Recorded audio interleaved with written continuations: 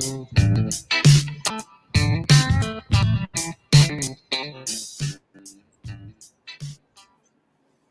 look at you with the fade out even. Yeah, how you doing this evening? I'm doing all right, man. You got to be the one that's excited, man. All Oh, heck yeah, 2 for 2. two Heck, for two. see if I can make this a 10 for 10. Let me see if I'm gonna try to move my camera to my other monitor so I don't look like I'm looking off into the distance, and I'll try to look at y'all in the face a little bit. Yeah, But I need to move mine to the center monitor, but this is my biggest. Well, I got two 32 inches, so they both the same size here, but I just got too many going on. so the first question of the night. That's why it took us a little bit longer to get in here, Daniel. We was researching. We was doing research because I've never used one. However, what we will say is the swarm that Lee caught yesterday was at least 30 feet up in the tree. So I don't think it would be too high, especially if it's on a pulley where you can get it down easy. That'd make it real easy. You know, I never really thought about that. Heck, I could hang a regular trap or a 5-frame nuke from a pulley and drop it back down. Of course, the wind would be swinging it. Yeah, I mean, depends on where you got it. I guess if it's up against a tree or you got a bunch of stuff around the side, say at the side of a shed or something. Right. I tell you what. So, what your beekeeping day revolver? I already know, but I'm gonna let you tell them. Actually, I just walked into a little grocery store by my house here. I was going to get a pizza, and I got a phone call. Said, "Hey, somebody just called me. They got a swarm just landed in their yard, and want to know can somebody get it? So I'm send you their information." I called them up, and they said, "Yeah, it landed maybe 30 minutes ago." I said, "Well, you give me 10 minutes to load my truck up, and I'll be there in 15 minutes." I thought maybe 5-6 miles from my house, Right. 3.8 miles. So I mean, it was right down the road from me, about 8 or 9 foot off the ground in a little plum tree. That yeah, it didn't look too difficult. You just climbed up a little A-frame ladder and popped it in the box. Yep. And you caught the queen really quick. Yeah. Well, I told the guy because they told me it was about 7-8 foot up in a tree, but it was a plum tree, little flexible limbs. I said, okay, I can just kind of lean it over and drop it in the box. Well, when I got there, the limb was a little bit bigger than I wanted to bend over, and I told him I don't want to take a chance of breaking your tree. Right. And I didn't bring my ladder with me. He said, "Oh, I got a ladder, but if you want to break the tree, you can." He said, "I got to cut it down anyway. The roots are in my water line." Oh, really? I said, "I don't want to be the one to break it. I'd rather climb a ladder, get it out, and then if you want to destroy your tree later, that's up to you." Right. that's probably a good decision because they say that, and then not that all people aren't like that, but some people would say, "Oh, I don't care. Do whatever you need to do," and then you damage the tree. Next thing you're a small claims court or something. Yeah, exactly. So I understand that. It was a pretty good little guy that was there. He was talking about his parent, or I think his dad and uncle or something used to do some honeybees a long time ago, and he said he's been kind of thinking about it, would like to get into it, but he just didn't have the time and the room right now. Right. I said, "Well, you get time and room." I said, "You got my phone number now. Give me a call. I'll come over help you get some stuff set up if you need." Well, you've been working on that fourth yard. Whoop! I was just trying to hide that. We got the same mind. You've been working on that fourth yard, but you had a little hiccups with that today. Yeah, I went to Home Depot to get all my cinder blocks, my flat blocks, half cinder blocks, everything I needed to get the blocks system set up, and then I was going to paint my boards and bring them. Home Depot was out of cinder blocks. They had the half block, flat block, and everything else. They was out of regular cinder blocks. I thought maybe they'd have some in the back. They wouldn't check. Nothing. You didn't go to like Lowe's or somewhere else to try to see? Nah. I mean, I could have, but I was too aggravated by that time. But I got to pass right in front of another Home Depot going to and coming from work, the other direction. So I'm going to check them one day this week. There's always tomorrow, right? Yep. So for me today, obviously, if you guys watched last night's stream, you'll know that I had questions about feeding my new nukes, because when I put some sugar syrup on the swarm that it was like Swarmageddon. I mean, all the bees in the yard were trying to rob the Ceracell feeder from the top, and there were so many bees on that colony. I just didn't put any more liquid feed on any of the other colonies. Now, luckily, there was no drowned. Well, I won't say no. There was probably 2 or 3 drowned bees in there, but none of the other bees were able to get in. So that was a good thing. But I went to Walmart and bought a 10-pound box of fondant. So I, being the unprepared me, hold on one second.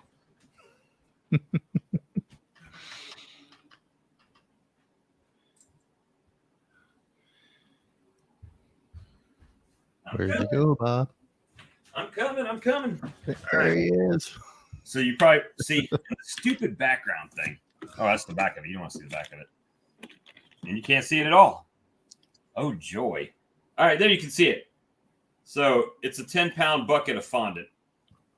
And it was at Walmart. It's just white cake fondant.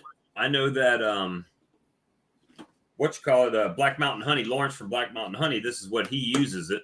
He just uses regular baker fondant to feed them. And you get 5 packs like this in it. So I just took this, like Charlie said, and just sliced like 1/2 to 3/4 of an inch strips and put that on the colonies that, to give how many pounds is that total? this whole thing is 10 pounds. What kind of price they got running on that? $32. But Yeah. I mean, with the strips and amount, I mean, most of it's still out. I put it out in the freezer outside in a Tupperware thing that was split up plastic container. Yeah. And, no robbing solved. So we'll see. Yeah. It'd be worth a try. Heck, I might have to try to get some just to Yeah. see how they do. I mean, maybe use some this next winter.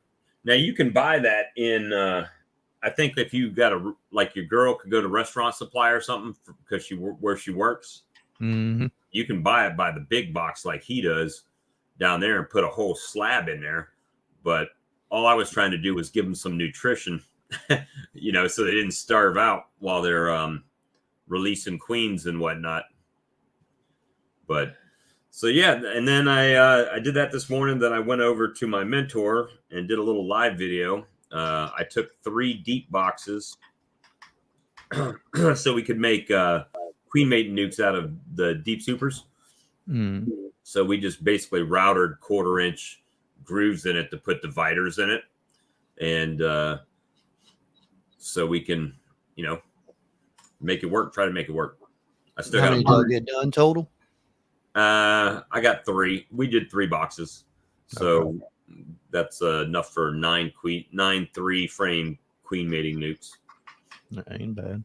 So, well, technically, I wouldn't even have to use the bottom. I could probably just attach a piece of plywood on it or set them on top of a piece of plywood. Yes, that is the vanilla flavored fondant. So, it's the white one. and all of them had vanilla in them. But vanilla, it doesn't bother the bees from what I gather. Is that the Renshaw brand? This one is hold on, I gotta put my eyeballs in. Wilton Okay. Decorator Preferred Fondant. Great taste and easy to roll. White vanilla, artificially flavored. I was just looking on Amazon. They got a Renshaw brand. It's 10 pounds for $33. Yep, same price really. Yeah. So we'll see. I've never used fondant before, but if it keeps robbers out and helps, it's just sugar, right? Baker's fondant. Hey, Brooklyn, do you use fondant over in the UK in the wintertime or for feeding? Since you popped in, I believe he's Yeah, in I the meant UK. to ask that the other night. I forgot he's overseas. I was just wondering who else that comes into our chats might be overseas. He's on the night shift, baby. I used to stay on night shift and I loved it, but I don't think I've done nights since 2014 now, and I don't think I'd want to go back in it again.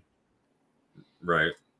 I used to do night shift too. I kind of liked it because when you get off work, you can do your errands anywhere you need to, right? And then come home and go to bed. But Exactly. day shift, it's like when you get off, everything's closed, like businesses or stuff that you might have to go take care of. But yeah, so Well, that was that's like my bank right here. Well, I say right here in town, 10 miles. It used to be open on Saturdays, at least a half a day, sometimes a little more. But about 2 months ago, they stopped being open on Saturdays, unless I go all the way to Baton Rouge. so Brooklyn says we do indeed. Fondant goes on December time. It stays on until I start inspecting again. So yeah, this is the first time I've ever used it. And I put it on to help feed my little splits that I made, my splits, because I can't put liquid feed on them for robbing. So we're trying that and see how they make it. Not strong enough to defend yet, huh?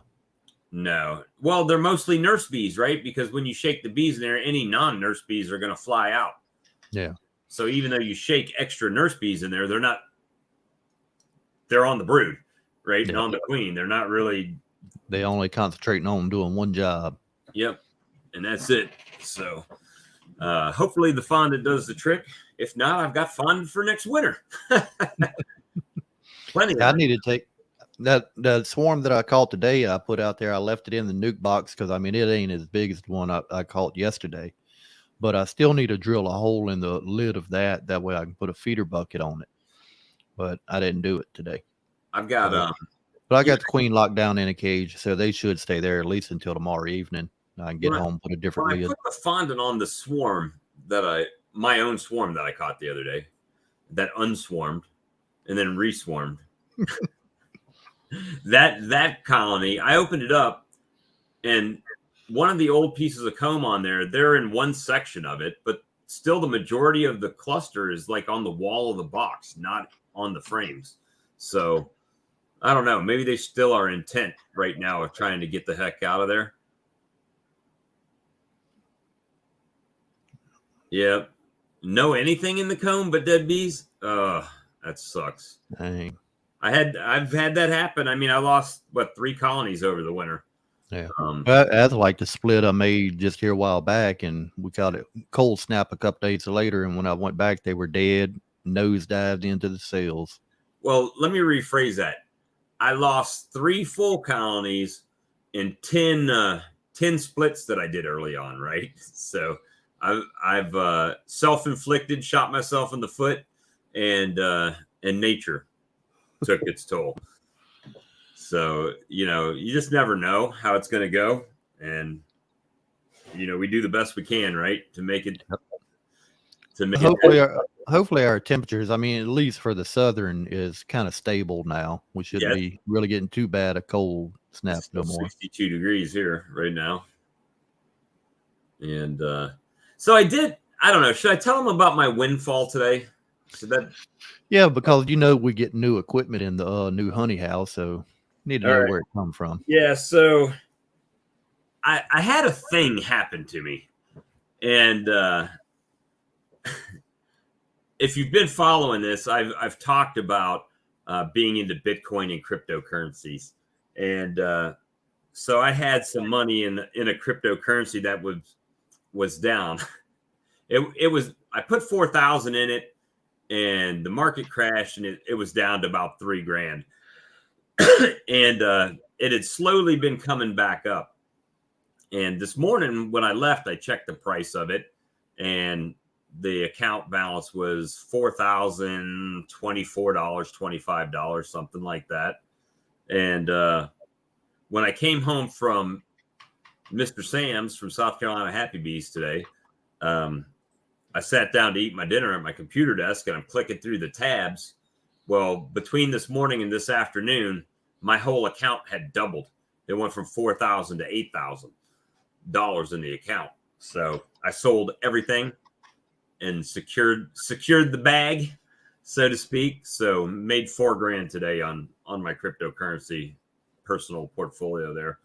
So when's that new bottling tank coming? Unbottling tank. I don't think I haven't been looking. I looked at Texas Bee Supplies. They've got one that's a heated tank. It almost looks like an old milk, the old milk container that's round on the top that's got the dome on it. It almost looks like it's one of those that is set up as a honey warmer. So, and it's not very expensive. Well, compared to the other bottling tanks, it's not that expensive.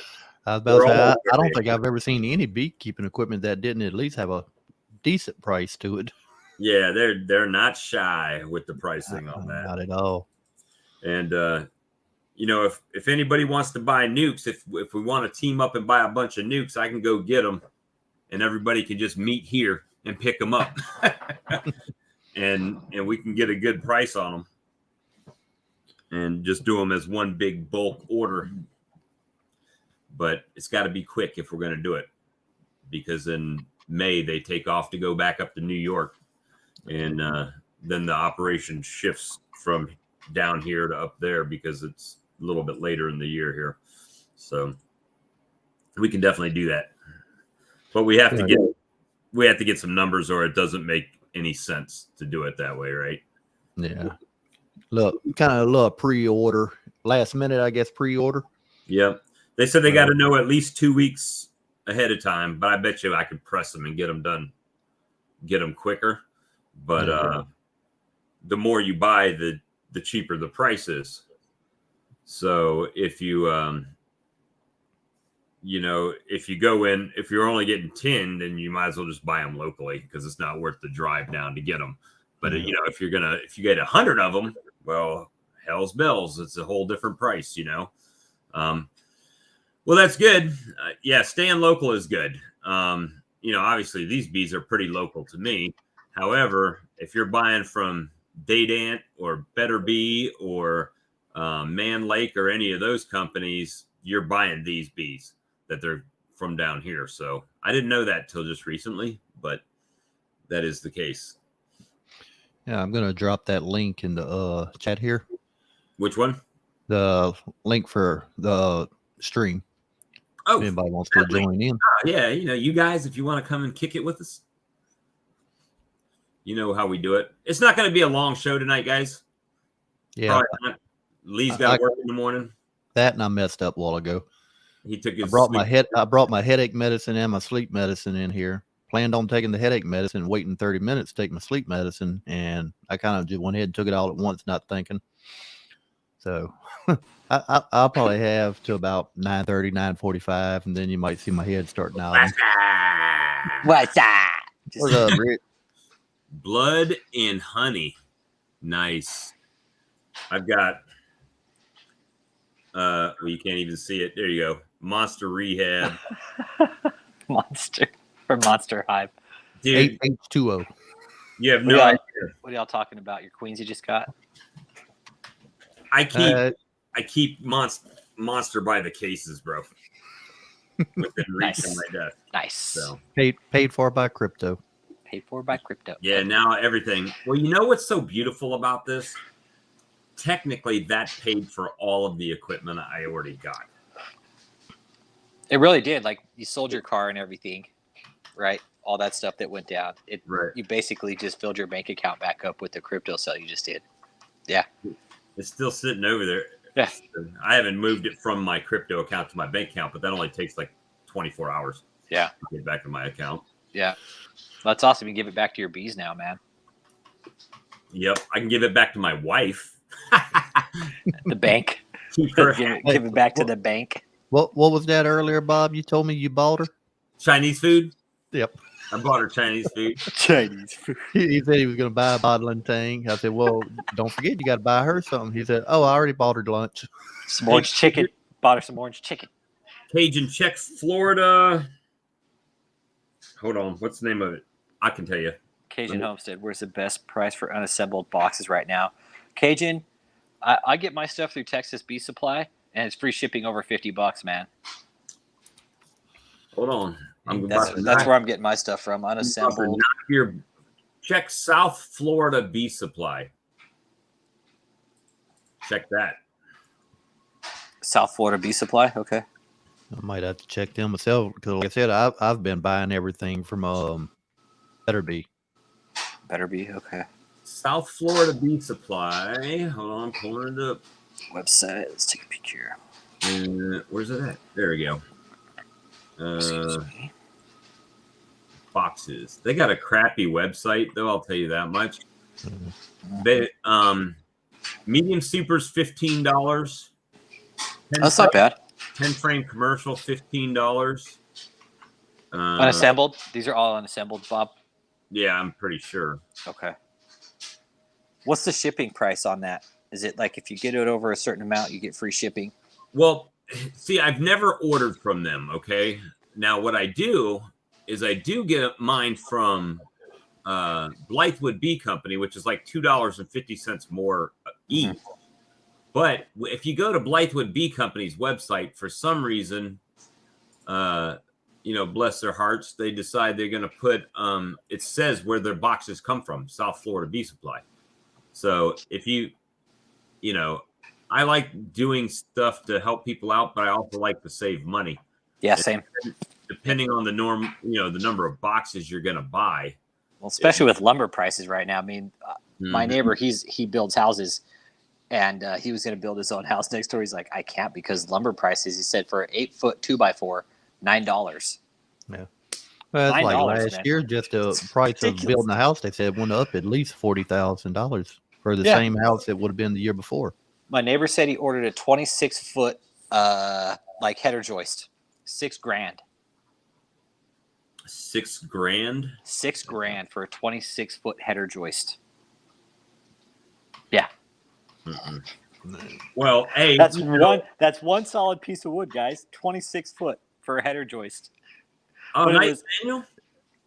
We don't have Hutchins. Nice, nice. You don't have no cheer. See, you need to load up your sound bites, man. What's going on? You're supposed to be producing. Darn it, I don't think I do. Or you need to do the Wayne's World swing.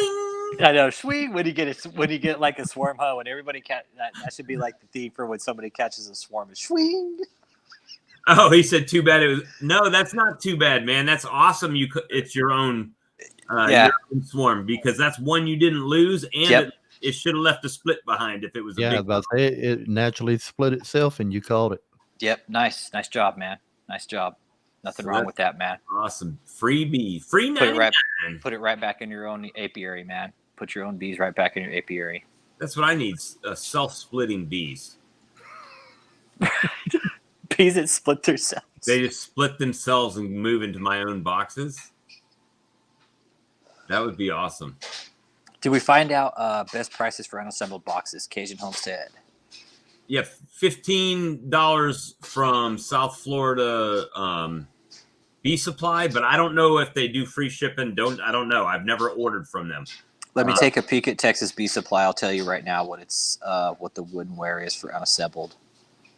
And Blythewood Bee Company, it's like $17.95 unassembled. Brooklyn, hey dude, what's up, man? Good to see you, man. All the way from the UK, across the pond, man. We gotta get him on. Good to see you, Brooklyn. How's did you have a kid or is your wife pregnant? Pregnant. Okay. How's everything going with your wife's pregnancy, man? Good to hear, man. You're gonna have a new beekeeper in the family. One more beekeeper. Gonna extort your own offspring. Hey, that's how they used to do it, Brooklyn, back in the day. That's why farmers' families had so many kids because it was free field labor. Yeah.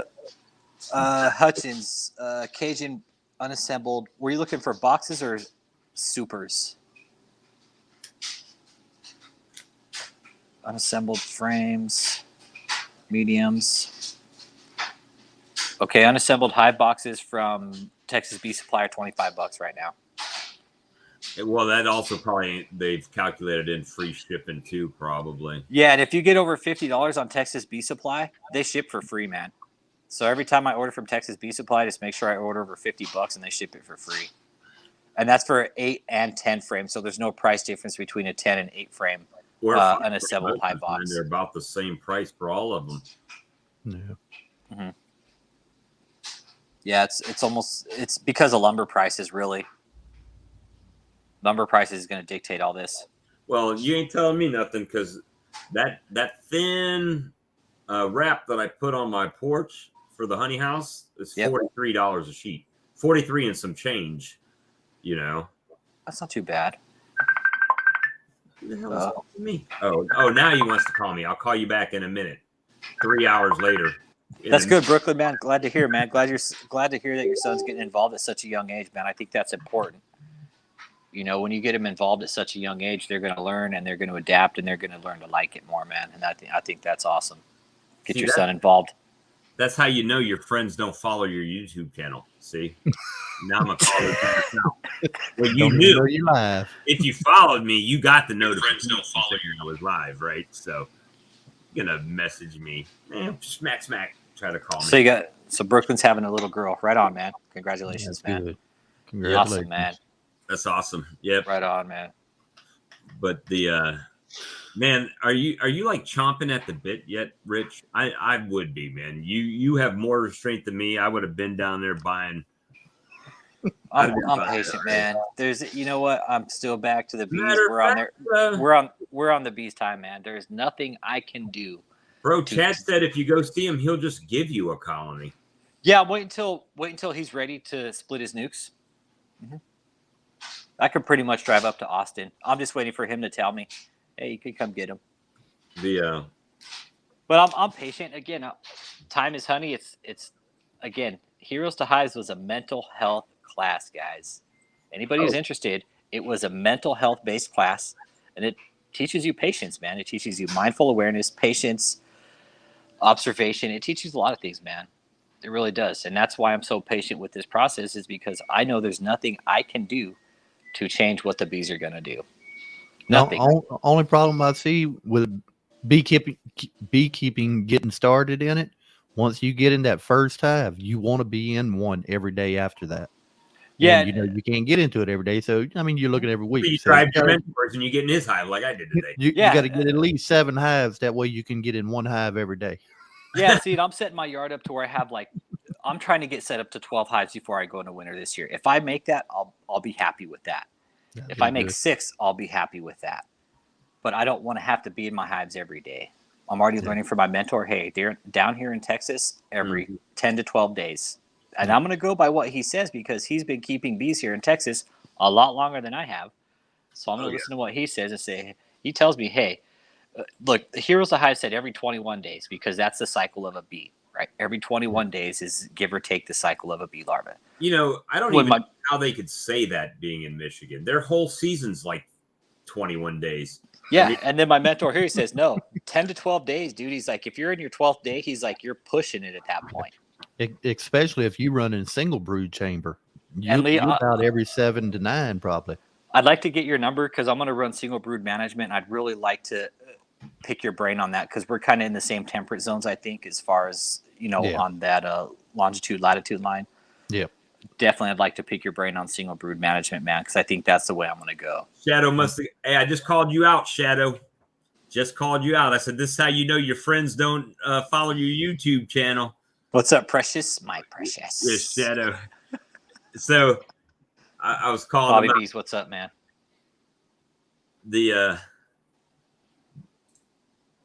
Ty just posted a video up. Okay. Ty Kent just posted one up. So my thing is right now you're running in kind of the situation that I ran into my first year, Rich. Yeah. Where I got my bees late. Right. And then the problem is they didn't have much time to build up before I had to feed them. Yep. So that's my only thing. I'm excited for you, man. Obviously do it in your own pace. And here's the thing. What my mentors tell me is like, if we don't have any pollen flow this year in Texas, right? And again, guys, I'm first year. Anybody's watching this, I am first year. Sawmill Charlie, what's going on? I'm first year, guys. And if we don't have a pollen flow or nectar flow here in Texas, it's going to be expensive to feed bees all year long. I'm going to be feeding them sugar and fondant. That's going to be expensive.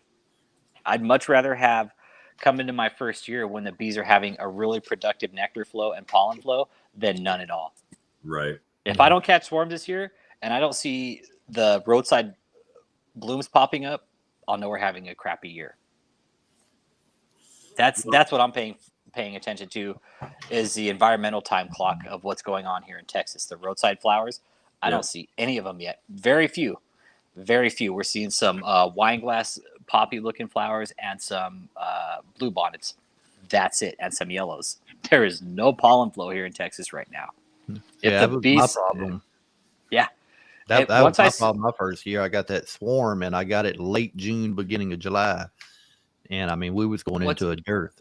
What's the saying? Swarm in July, let it fly. Yep.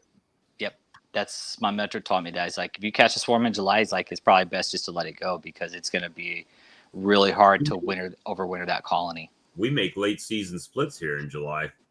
Yeah. And build them up. They have time, man. In our temperate climates, they have time to build up before winter. Maybe not to get a queen mated. That might be. I mean, in July, you could probably still get it in July, but when it starts getting September. Yeah, but there's no resources here right now. We're going into mid-April, and in Texas, you get a freeze about mid-April sometime. So we're expecting some sort of freeze or hard weather here within the next couple weeks, no doubt. You guys get goldenrod down there? Mm-hmm. Down by the water. I'm not far from a water source. Yeah, you'll get a late season nectar flow if you get goldenrod late on. Yeah, I've been down to the water, and I've seen the goldenrod. It's there. I got a little canal that runs behind my house, and we get a lot of goldenrod, except for this last year. I had one in my yard I seen pop up and two in the neighbors. How many gators have you seen in that canal? None. None ever. It's mainly kind of like a drain ditch. They call it a canal, or they actually call it a creek on the map, and I didn't even realize they considered it a creek. But it's really just like an overflow drainage. It might be a foot deep where the water is. In Florida, they're all in those little canals that run everywhere. Yeah. If there's a body of water, you'd be suspect if it's not a swimming pool to jump into without looking first. I would say I've seen plenty of water. I've seen plenty of water moccasins back there before. Yeah, good about that. Yeah. Charlie, what's good? Well, not much. Got into my honey hives here the last day or two. Saturday was finally a decent, sunny, warm day. So pulled the candy boards off of them, and I've got 8 of them configured into my honey super, single brood chamber management system with the honey super on. I got a couple more to go. It's about killed my back and my arms and my legs, but other than that, you all right? Beekeeping shape. Yeah, just you're using that, your arm, you're pushing the hive tool and scraping, and there's something. Well, one thing that I do, and probably a lot of commercial guys are like most of them don't do, is I'll go into them boxes and I will scrape all the frame rest off, with all that propolis and stuff from over the winter. Right. And that way I can move that, you can manipulate your frames so much better the rest of the year. So it takes me a little longer, but, and then the way I configure mine is it goes through the winter with 3 mediums, and usually the bottom medium is empty. So you pull that out of the mix, and then you take the 2 top and kind of configure all the brood to the bottom and put most of the, some brood in the top, put the rest of it empty. And if I have some sugarwater honey in there, I put the honey frames on the outer edge for insulation and food. And that's what I did. And queen excluder, then a honey super. Yeah. And this past winter, I put on candy boards where you cook the sugar to a boiling liquid and pour it into a top, and it sets up like a hard brick. And they ate it all. Well, they ate all that, but they didn't eat the sugarwater honey that I had in the hives. Not all of it. A good portion of it was left. Right. And it's like, I was out there working this morning, and I had 4 hives to go, and as soon as I got the 2 hives done, the wind picked up, and it was threatening to rain again and colder. And I said, all right, I'm done. But there were the other two that had these candy boards, and I'm like, got to get them off of there because there's, developing burr comb in there and all that stuff. So I got that far. And I got to thinking about it. It's like you guys were talking there a minute or so ago, or anybody talks about it. It's like, what works for you in your area, and you can be only 20 miles away from different areas and stuff, or even less mileage of that. And my area in the fall, they're really, we have some goldenrod, but not a big nectar flow. So I've got to feed for winter. Right. And I've done that for 10 years or more. And I feed them heavy, until they basically almost stop taking it, and or they slow down. And I usually get them through the winter fine, without any starvation problems. And so I think I'm just going to go back to that. It's easier. I can cook it. I've set up with a cooking barrel, and I can do 40-gallon batches and stuff like that. Oh, nice. Yeah, I'm not going to do the candy board thing. I'm just going to cook sugar. I heat my sugar and with an agitator. I'll make a video of it, but and then I just transfer it to a 40-gallon pump tank in the back of my truck and then pump it off. Charlie, I got a question. Mm-hmm. Powdered goat's milk. Have you ever heard about feeding that to your bees? Powdered goat? Yep, because fondant is made of a milk powdered supplement. Yeah. Have you ever thought about? I've never heard of that. Okay. Where would you even find that kind of stuff? Oh, you go to your local feed store. You can find it as a powdered milk supplement instead of feeding the fondant supplement, which is milk powder protein. Goat powder has a lot higher protein content than regular powdered milk. Yeah, but fondant is more of a powdered sugar in it. Yeah, it's sugar. It's powdered sugar and powdered milk, basically. It's a mixture of both. And sometimes they've got, what is it called, cornstarch in there, but you try to get the minimal amount of that stuff. Yeah. Let's see what it's got. I happen to have my fondant right here today. It's got sugar, wheat glucose syrup, palm oil, water, glycerin, tragacanth gum, whatever that is. I'm probably pronouncing that incorrectly. Modified tapioca starch, carboxymethyl cellulose, and natural and artificial flavors. Sodium acetate, acetic acid as a preservative. Yeah, I bought this. Man, I hope I don't have any what do you call them? Gluten intolerant bees. Well, that's what was in this. The powdered ingredient content on this is called Savicap, and again, I'm not promoting this product. It's just something I bought from my local feed store. Can't see it. Let me go get it. Have you tried it, Rich? Yeah, I've been open feeding it out in my yard. Can they take it? Huh? Oh yeah, they're tearing it up. Oh, That's cool. Every day. Maybe we'll have to try that out. Yeah, they're going to it, and I'm using about a half a cup of the milk replacement, like a half a scoop to about a gallon of water. So this is what I'm using: the Ultra 24 multi-species milk replacer. Mm-hmm. I think I paid $19 for it at the feed store. But it's got all the whey protein, basically everything that's good for bee gut. I wonder if they could pick that up dry like they would a pollen. I tried feeding it to them dry, but they wouldn't take it. Okay. Maybe it's a different time of year to where maybe they might try and take it now, but when I first put it out, it was about a month ago. Well, I don't know if the same thing. I could put Ultra B out right now in powder; they won't touch it. But if I put it in a patty, they'll tear it up.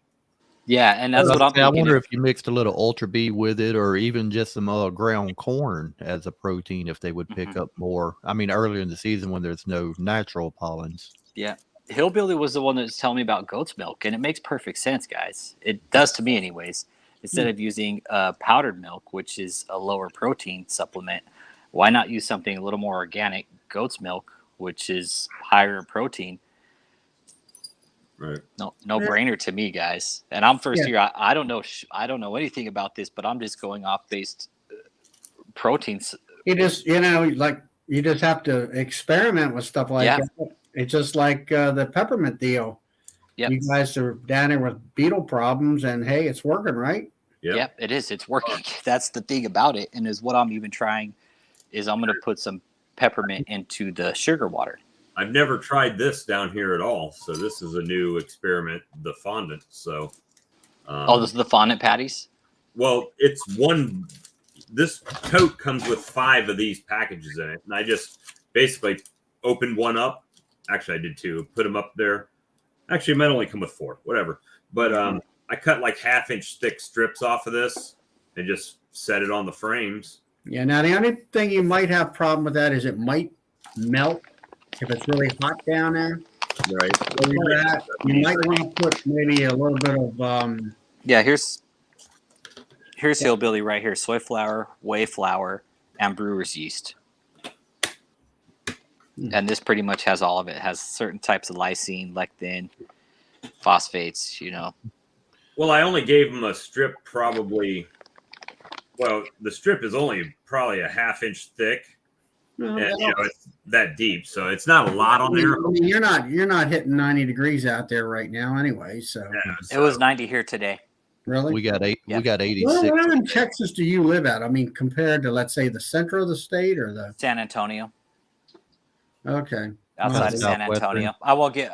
Sometimes I give my direct area, but just because of theft out here, I won't give direct directions. Well, they were saying you're in West Texas, and I'm in South Central Texas. Okay. Yeah, it was pushing 85, 90 degrees here today, and there is no swarming because I'll shoot a video tomorrow just of where I live and the roadside flowers that we're not seeing. That way everybody kind of has an idea of, what we're dealing with down here. There's very few flowers down here. It's yellows and a very few pinks. That's it. With fondant, we buy our fondant bee. I think it's called Slit a Hole in the Pack. I'm going to start actually going to my local bakers to see if they have any extra Brooklyn's fondant. Black Mountain Honey, he just buys baker's fondant from wherever y'all get baker's fondant from over there. He buys it in a big box and just slabs it off. Yeah, see, that's what I get. It comes in 50-pound boxes. You can buy a 50-pound around here up in Pennsylvania, about $30, $32, something like that. The last time I bought it. Now this past year you couldn't get it. Nobody, I guess, because of COVID crap. Well, that's what he said. He said, when you buy it from the bee supply store, it's much more expensive than buying it. Go to the bakers. If you live in Texas, go to HEB. All right. Anybody who's watching who might be in Texas, go to HEB and ask if they have any leftover fondant from the bakery. I don't know if any of in your area. I don't know whether this is a national chain or what it's called, the restaurant store. Yeah. I think that's actually owned by Cisco or Food Service. Yeah, probably.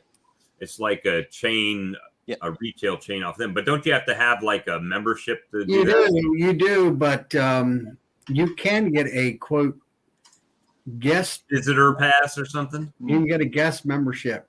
Remember, and if you buy over, let's say, $500 worth of product or whatever, you can get a free membership for a year for that year. Nice. And you could buy your fondant there, Charlie. You can buy fondant. I'm buying sugar. Nice. Okay. I mean, you can, instead of the amount of sugar that I use, you're buying 25-pound bags if you can find them in Walmart, because Walmart's the sorriest stock store. Mine had 8 bags today. I only bought 2, but they were $11 and some change for a 25-pound bag. Yeah, that's what I pay for them here at Walmart. The only thing I find, like Charlie was saying, as far as their inventory or whatever, I go online and say I want to buy 6 or 8 bags, and they say they're in stock. I get up there, they only got there's 2 only bags 2 bags. There's a sugar plant down here. So why can't you go online and order for in-store pickup and have it sent from the warehouse? Well, I did that thing one time, where you got to pick it up at the curb. Well, they didn't have 25 pounds. They had a whole pile of 10-pound bags, and I'm like, you know, when I'm doing sugar, I'm popping 200 to 225 pounds at a clip. Right. So you're popping what, 8 bags right there at a No, time? but Yeah, you don't I want mean, to you open up know, 20 bags. I mean, when you're doing 2 to 1, it's 20 gallons of water and 250 pounds of sugar, which is just a little bit slighter than 2 to 1 in the fall. Yeah. And It's a lot of sugar too to go through 250 pounds at one time. well, I go to like 2,500 pounds in the fall. Well, I know, but just to think at one time, 250 pounds at one time. Yeah, You know, well, that's a lot. So any normal person would be like, "What are you is- doing? Are you making like some moonshine or something?" Yeah, That's what they'd be asking you. My mentor says he goes through $300 to $400 in sugar a month. Dang. A month. So, and he says he doesn't get that much honey over where he's at.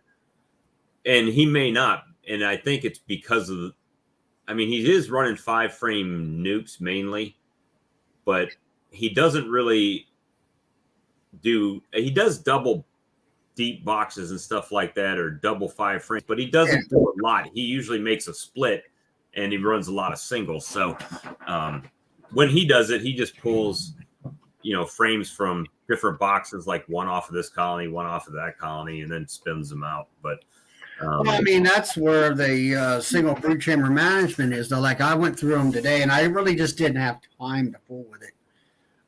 We need to get back to work.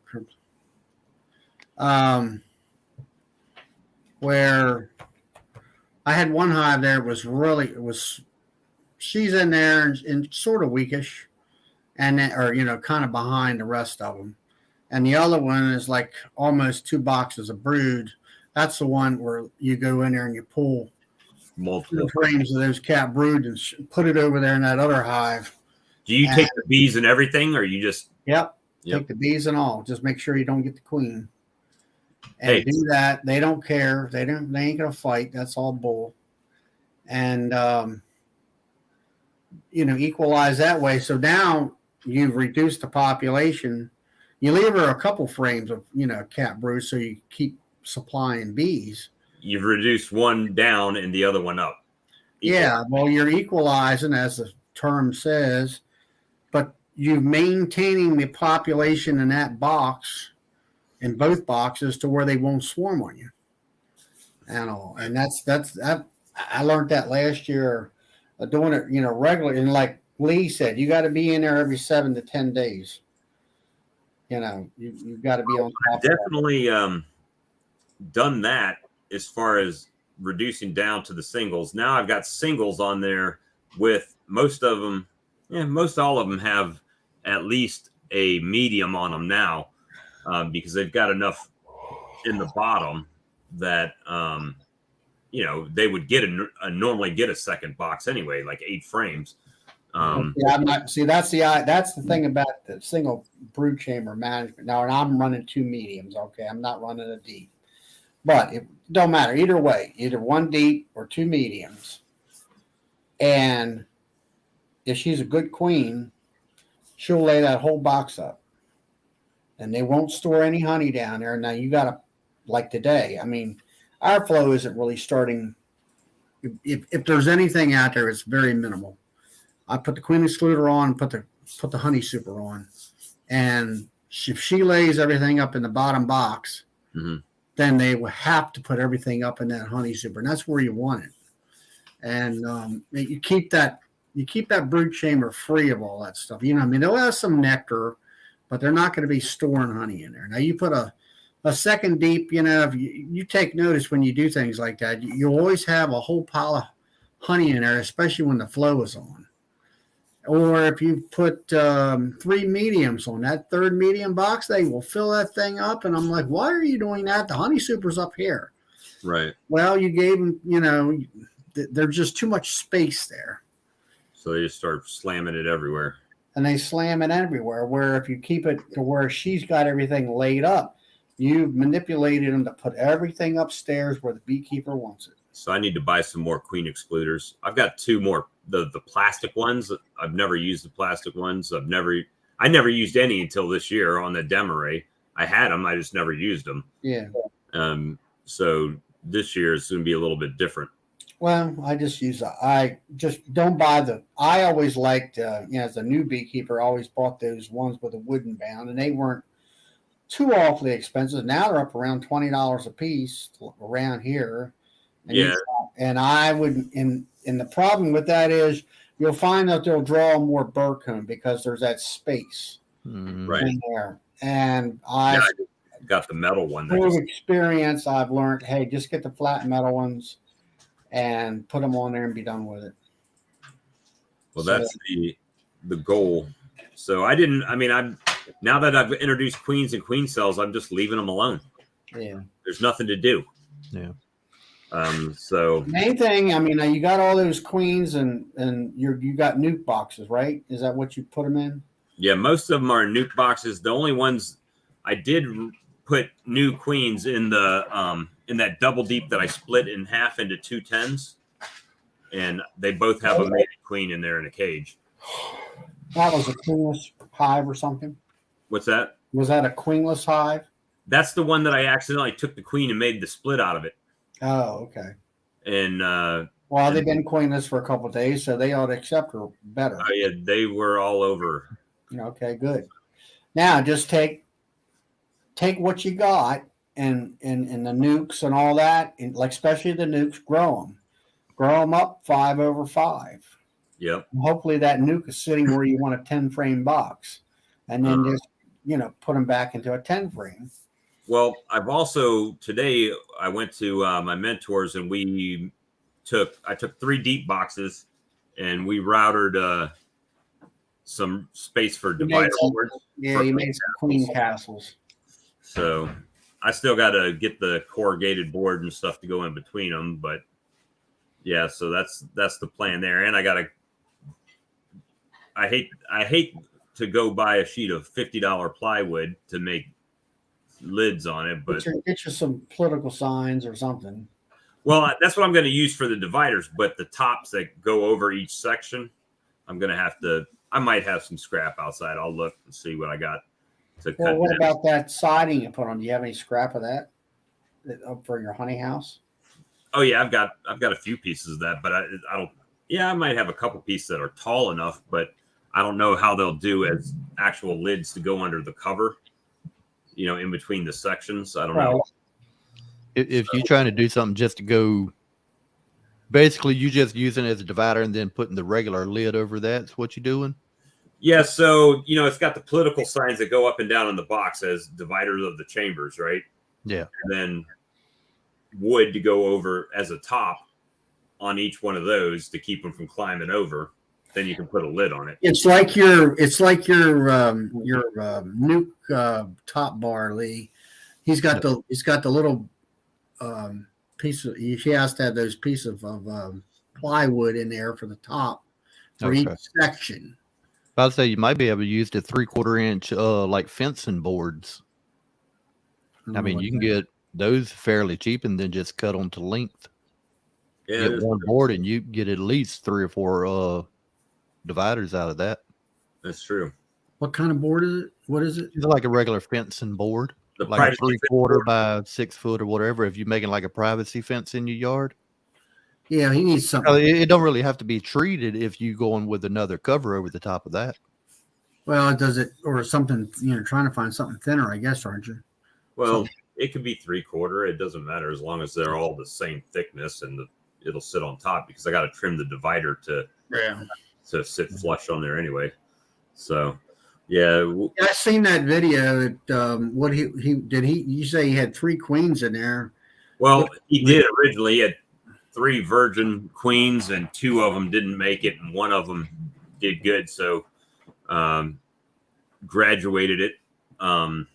He graduated that 3. It was 3 solid frames of bees. He graduated it to a 5-frame nuke in that spot. So, we're going to do some things because I talked to him.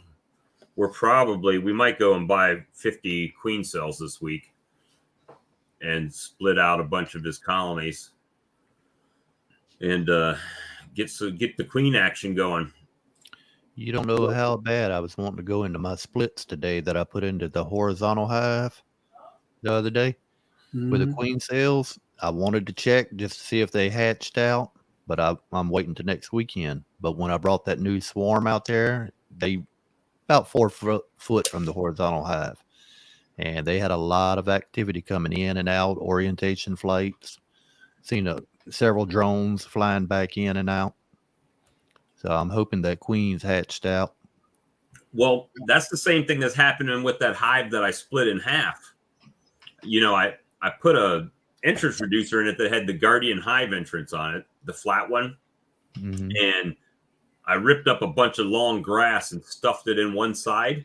So one side was blocked, but all the grass was hanging out in front of the other half of it. You know, it's got the little divider in the middle of it.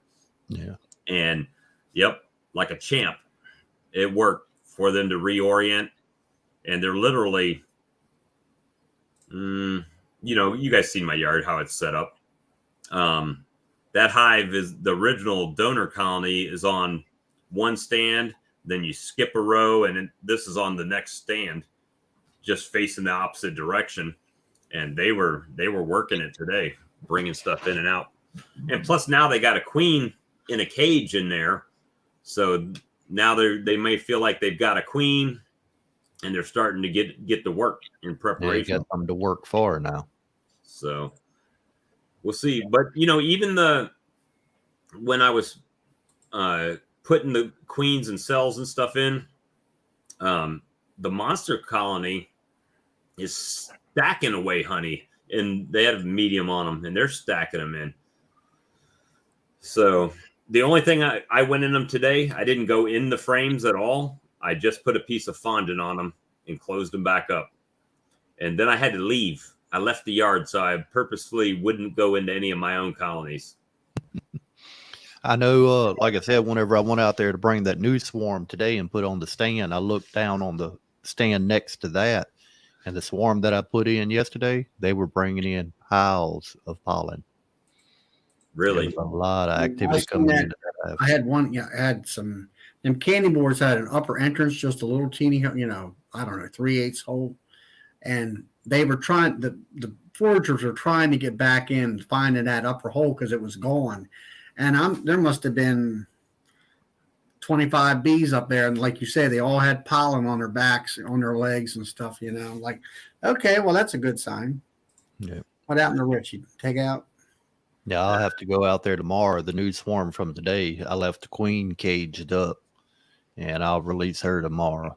So kind of help lock on in with the queen not being able to go anywhere. You don't have an excluder on the front entrance on the disc? Yeah, I did, but I wouldn't think about it, and I actually turned it to queen excluder. But the thing I was worried about is she just swarmed. She lost a little weight, so she may be able to get out, but if I got her in a cage and she happens to get out of that, at least that's one thing to help eliminate her getting out. She'll have to go through two separate things. Well, and I don't know if you heard this, Charlie, but when I went in that swarm that I caught, of my own swarm that I caught, to put the fondant in there, they were all, there were some on a piece of drawn comb that was in there, but most of them were still bunched up on the wood in the front of the colony. I don't know if they just haven't decided to make that their home yet or what. Was there a queen in there? There was a queen in there when I put them in the box. So, right, so you had that frame. That was an old brood comb. Right, and that's where the swarm came in. You mean the swarm landed on that?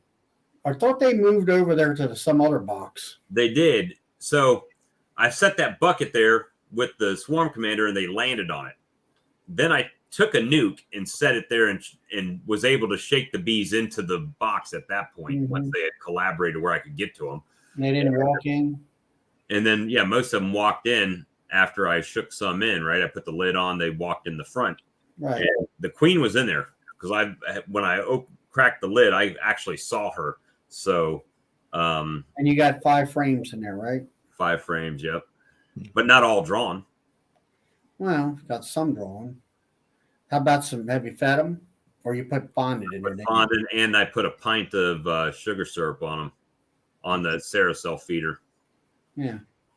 Just something to get them by. But the front entrance is open now. so they can get in and out if they want to, if they choose to. Give them a little time. They'll get going, I guess. And all. I don't know. I went out here. I was watching Ian Stephen.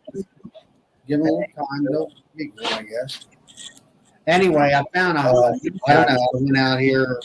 The whole bottom board was watching Ian Stephen. Give them a little time. There we go. So he's muted. I went out here. The whole bottom board. I muted him with the loop. He's got two channels opened up at the same time. Anyway, I found a whole bunch. This one nuke. The bottom board was full of dead bees. I said, "What is going on here?" And I got in there. I looked at them, and there was still a small group of bees alive on several of the frames. But I lost probably a couple frames of bees, and I think they were starving out, crashing on me. So I grabbed a piece of sugar candy, put them on top of there, and they, jumped on that pretty good. And then I came back later that evening. They seemed to be boosted a little bit better, But I think I made old Earl mad last night. He did a response video to my comment last night. What are you talking about? Look, we have nothing growing. When you can see leaves, you'll see a video of me and my colonies. I just wanted to prove it to you, man. I got nothing for them to eat here, nothing for them to do. I was just busting your grapes, man, just in fun. I love you. Did you see in the comments where I mentioned that Websterant and the Golden Barrel? You can order bacon fondant online. Yeah, that's what I get from Golden Barrel. Yeah, well, Golden Barrel don't sell it direct no more, so they have to go through like Websterant or some other distributor. I ordered last year direct from them, and they wouldn't let me do it this year. They said I had to go through a distributor that they quit doing it direct. That broke my heart. Well, I mean, our club will you got to buy a pallet full in order. Yeah. Yeah, you can do that. Up here at Pennsylvania, which is not too far from here. Y'all go pick it up, don't you? Yeah, we go up there with a trailer and pick it up. And they this year they didn't have any. So they got a factory right up here, Golden Barrel Factory. Do you know who else orders from Golden Barrel and buys fondant? Mm-mm. Michael Palmer. That's the reason they run out so much. Oh, really? Yeah. But this year we couldn't get any. And Thanks, also, Michael Palmer. And then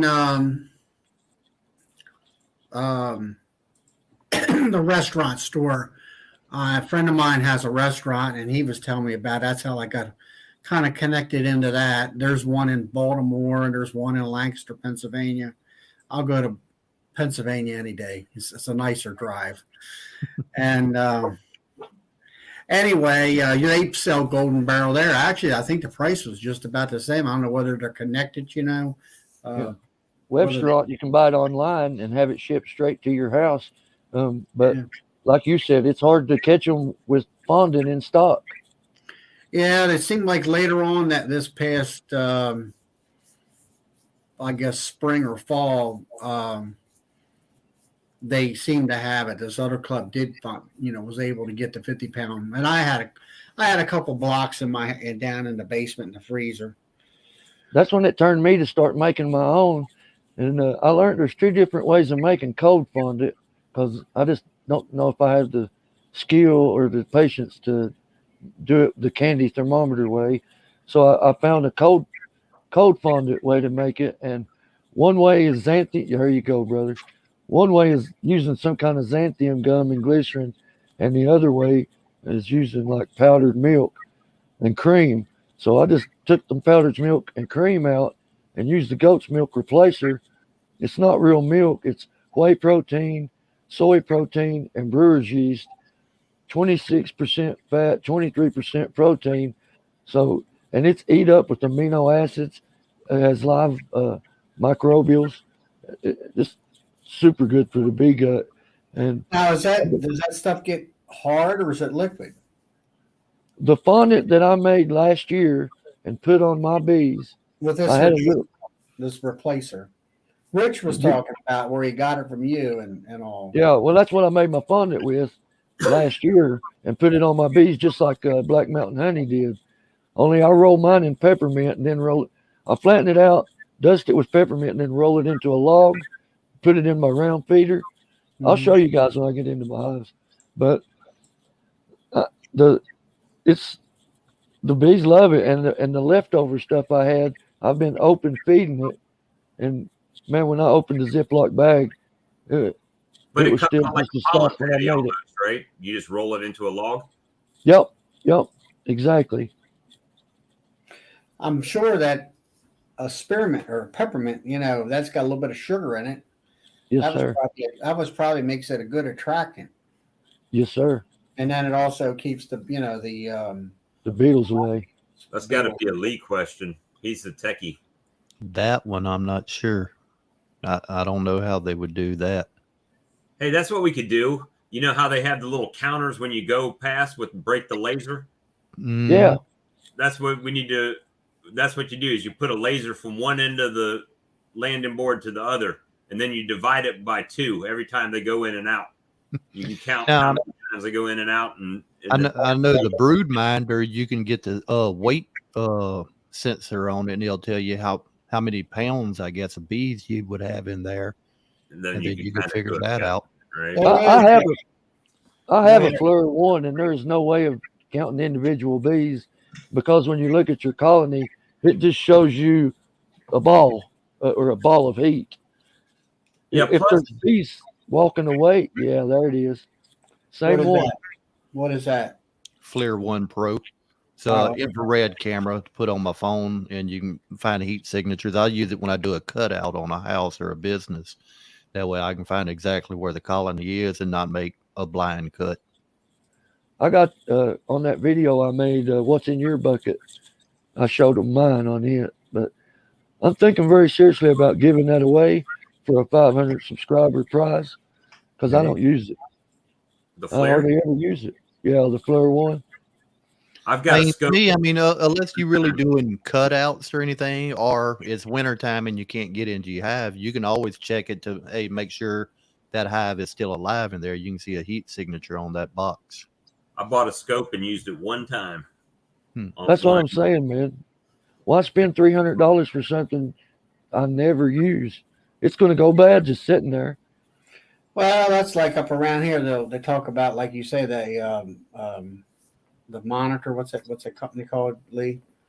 Broodminder. Broodminder. That's they're pretty pricey.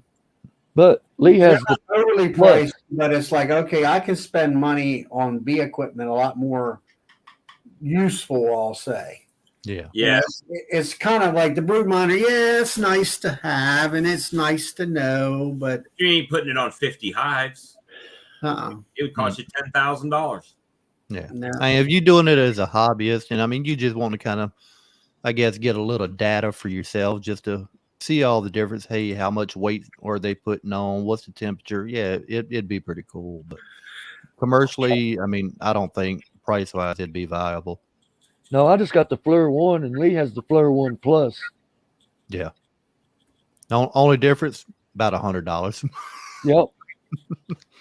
It gives you a little bit more detail with the Pro one, but the regular FLIR 1 would be just as good. It gives you a little lag time on the FLIR 1, where the FLIR 1 Plus, it's just like looking through your phone, I imagine. They say it's a little bit faster, but you do still see a little delay when you move about probably not even a half a second. But yeah, that's what Dirt Rooster uses on his iPhone. Yeah. The FLIR. Yeah. Well, Brian from Castle Hives, he uses the Govee sensor to tell his temperature and humidity in there, and they're a fraction, like $30 or something for the sensor. I saw them. What is that exactly? Govee. It's a sensor that it Bluetooths to his phone to tell him what the temperature and humidity is in his colonies over the winter. But again, okay. You know the temperature and the humidity. So what are you going to do if the colony if the temperature drops? They're dead. There's nothing you can do about it, right? So really even a brood minder. So you pay and it tells you if they're dead or growing. Go pop the top if it, you know what I mean? If they're dead, then they're dead. It's not gonna hurt. Which, I mean, our winters here in South Louisiana, I mean, it really ain't a winter. So, I mean, even on a cool day, if I needed to, I can just crack the lid, look in, see bees move, and shut it right back. It wouldn't be much problem. But I don't he do a lot of cutouts? Shoot, see if I got heat or not. Sorry, Lee. No, it's all right. Does Dry Cut, don't he do a lot of cutouts? I know he's got a bunch of swarm traps he was building. I'm not sure. William, did you do a bunch of cutouts? Lee's the swarm commander this week, man. He's catching. Well, actually, technically, we've caught the same amount of swarms. Yeah. Plus, he's an acrobat. Yeah, I told them yesterday they were getting ready to leave, and I was going to be there by myself finishing up. And they asked, was I going to be okay? I said, yeah, I'll just set my phone on the ground over here. That way, if the ladder falls, once I fall off, I'll be within reach of the phone anyway. Right. Be like I'd have my phone in my hand, and it would go flying, and I wouldn't be able to get to it.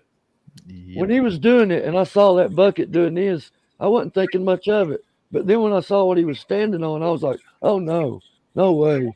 No, what I thought was when he was coming down the ladder that nuke box was going to fall off the top of it. That's what I was worried about. I would have called it on the way down. Yeah, that would have been a problem too, catching a hive full of now really agitated bees. Yep. So. And like I said, I mean, I was lucky. I only took one sting on the finger yesterday, and I believe it was my fault. I had one crawling on my hand. I was trying to move stuff, and I tried to use the side of my finger and hit the wrong side, so I think I squeezed one. You know, I think bee math is kind of like chicken math, you know, with, you know, how they always say chicken math and the number of eggs you get and how many chickens you want and all this other stuff. And I'm thinking with those queens that I bought, I spent $300 on queens. I could have bought 60 queen cells for the same amount of money. I wouldn't have known what to do with them all. They'd have been in an incubator and a roller, and I wouldn't have had enough boxes to put them in. But I mean, just to think the difference in price because they had them a month or whatever, you know, and they went out and mated and came back. So head scouts checking out a box. That's cool. There's a chance. So you're saying there's a chance. Yeah, I need to run around and check my other swarm traps that I got out this week too. See if they got any activity or if anybody moved in. I had them checking out boxes yesterday, but I didn't see anybody moving in. Can you believe this talk, Charlie? What's that? They're catching swarms and we ain't got nothing for the bees to eat. Well, pollen start coming in here, but there's not much nectar. And I don't know. It just, I'll be glad when I get these hives done, these short honey hives, get them configured, and then if we would just get some weather here that where it's more consistent, you know, where it's about 60 degrees all the way along. We're still like right now it's 40 degrees at night, which is pretty darn cold. I got 62 right now. Yeah, you was over at Sam's there the other day, and he's like got crepe myrtles all just busting out, blooming everywhere. I couldn't believe that. Ours have been blooming down here. And yeah, he's got magnolias, and I thought about the magnolias about you talking about magnolias. But yeah, we got magnolias. He's got a bunch of them on his property, and he's got all those bees up in the front, and he's got about another 15 acres down in the woods with clearings and stuff that he could put more colonies down there. Mm-hmm. Well, there he is. Yeah. Sorry, guys. Right now, we're still looking 67 degrees at 10 o'clock at night here. Let's see. I'll give you my weather down here in Texas. Now, Wednesday, we're supposed to be 89 degrees Wednesday. I ain't getting here. We're 74 right now where I'm at. 74, a low of 62. I got 83 on Wednesday here and 77 Monday and Tuesday. Yeah, average of we're gonna have a 97-degree day on Tuesday. It's 40 degrees right now here. 53 is the high tomorrow, and then it's going to get down to 34 tomorrow night. Hillbilly, I was telling Charlie earlier about the goat's milk thing instead of using the powdered milk supplement. I was catching that on the way home. Maybe you could explain that a little bit more than I could. I did before you came on.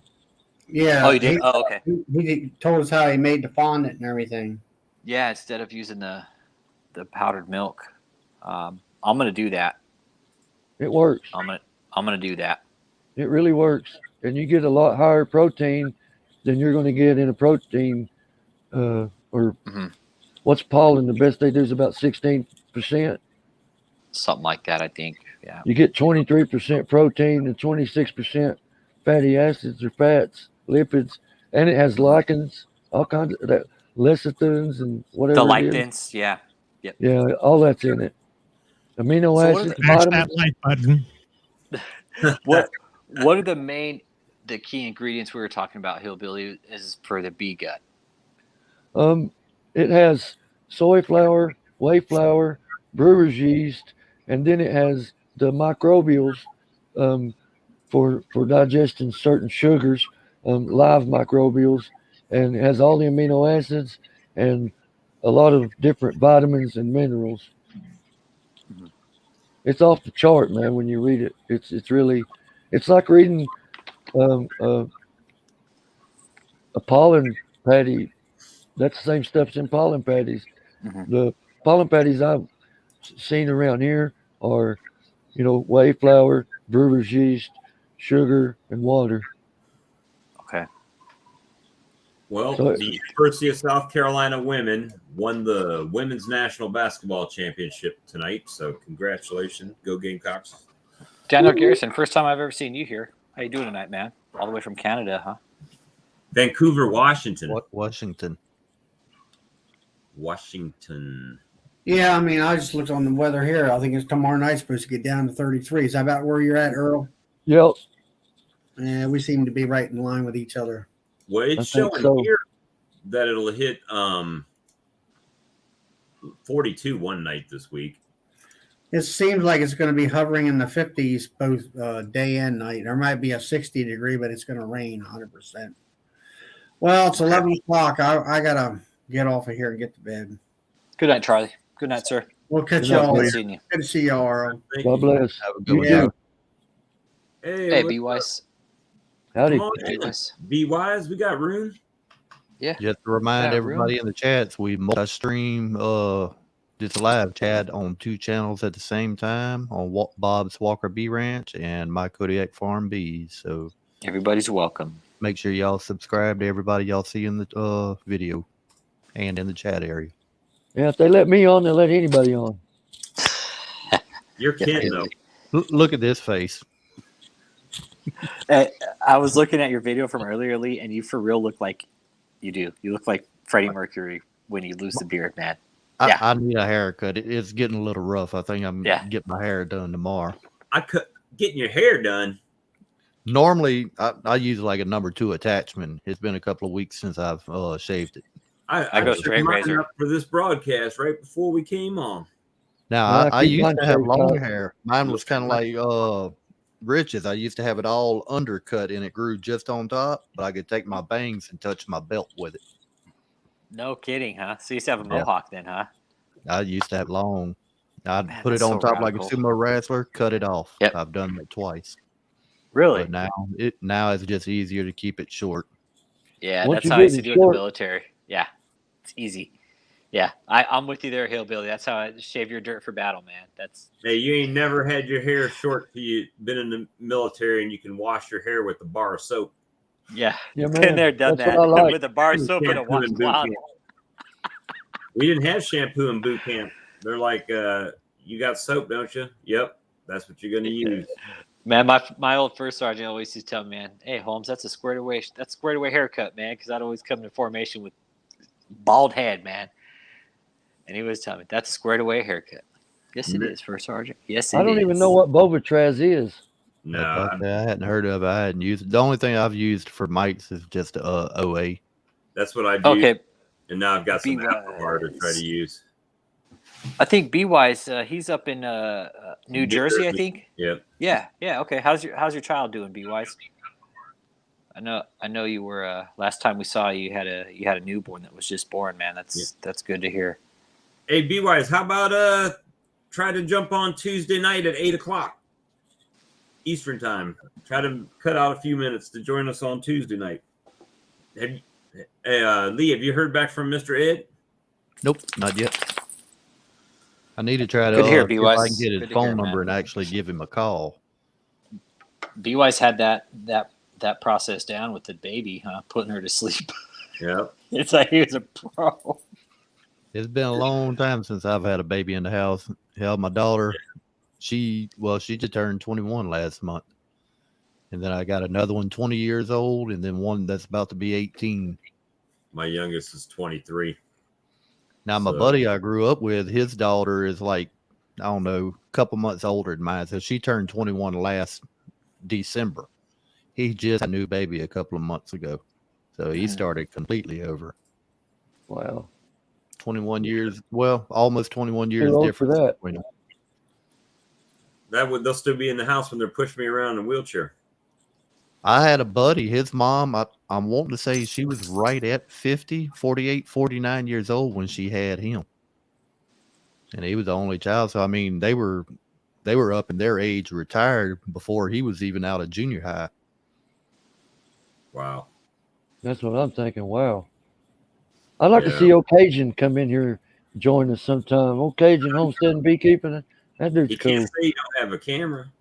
Yeah, come on in, Brad. I know they got a Walmart over there. They got a webcam. That's right. Oh, and you can you can even use your phone. Yeah, everybody knows you got a cell phone. Yeah, you can use your phone.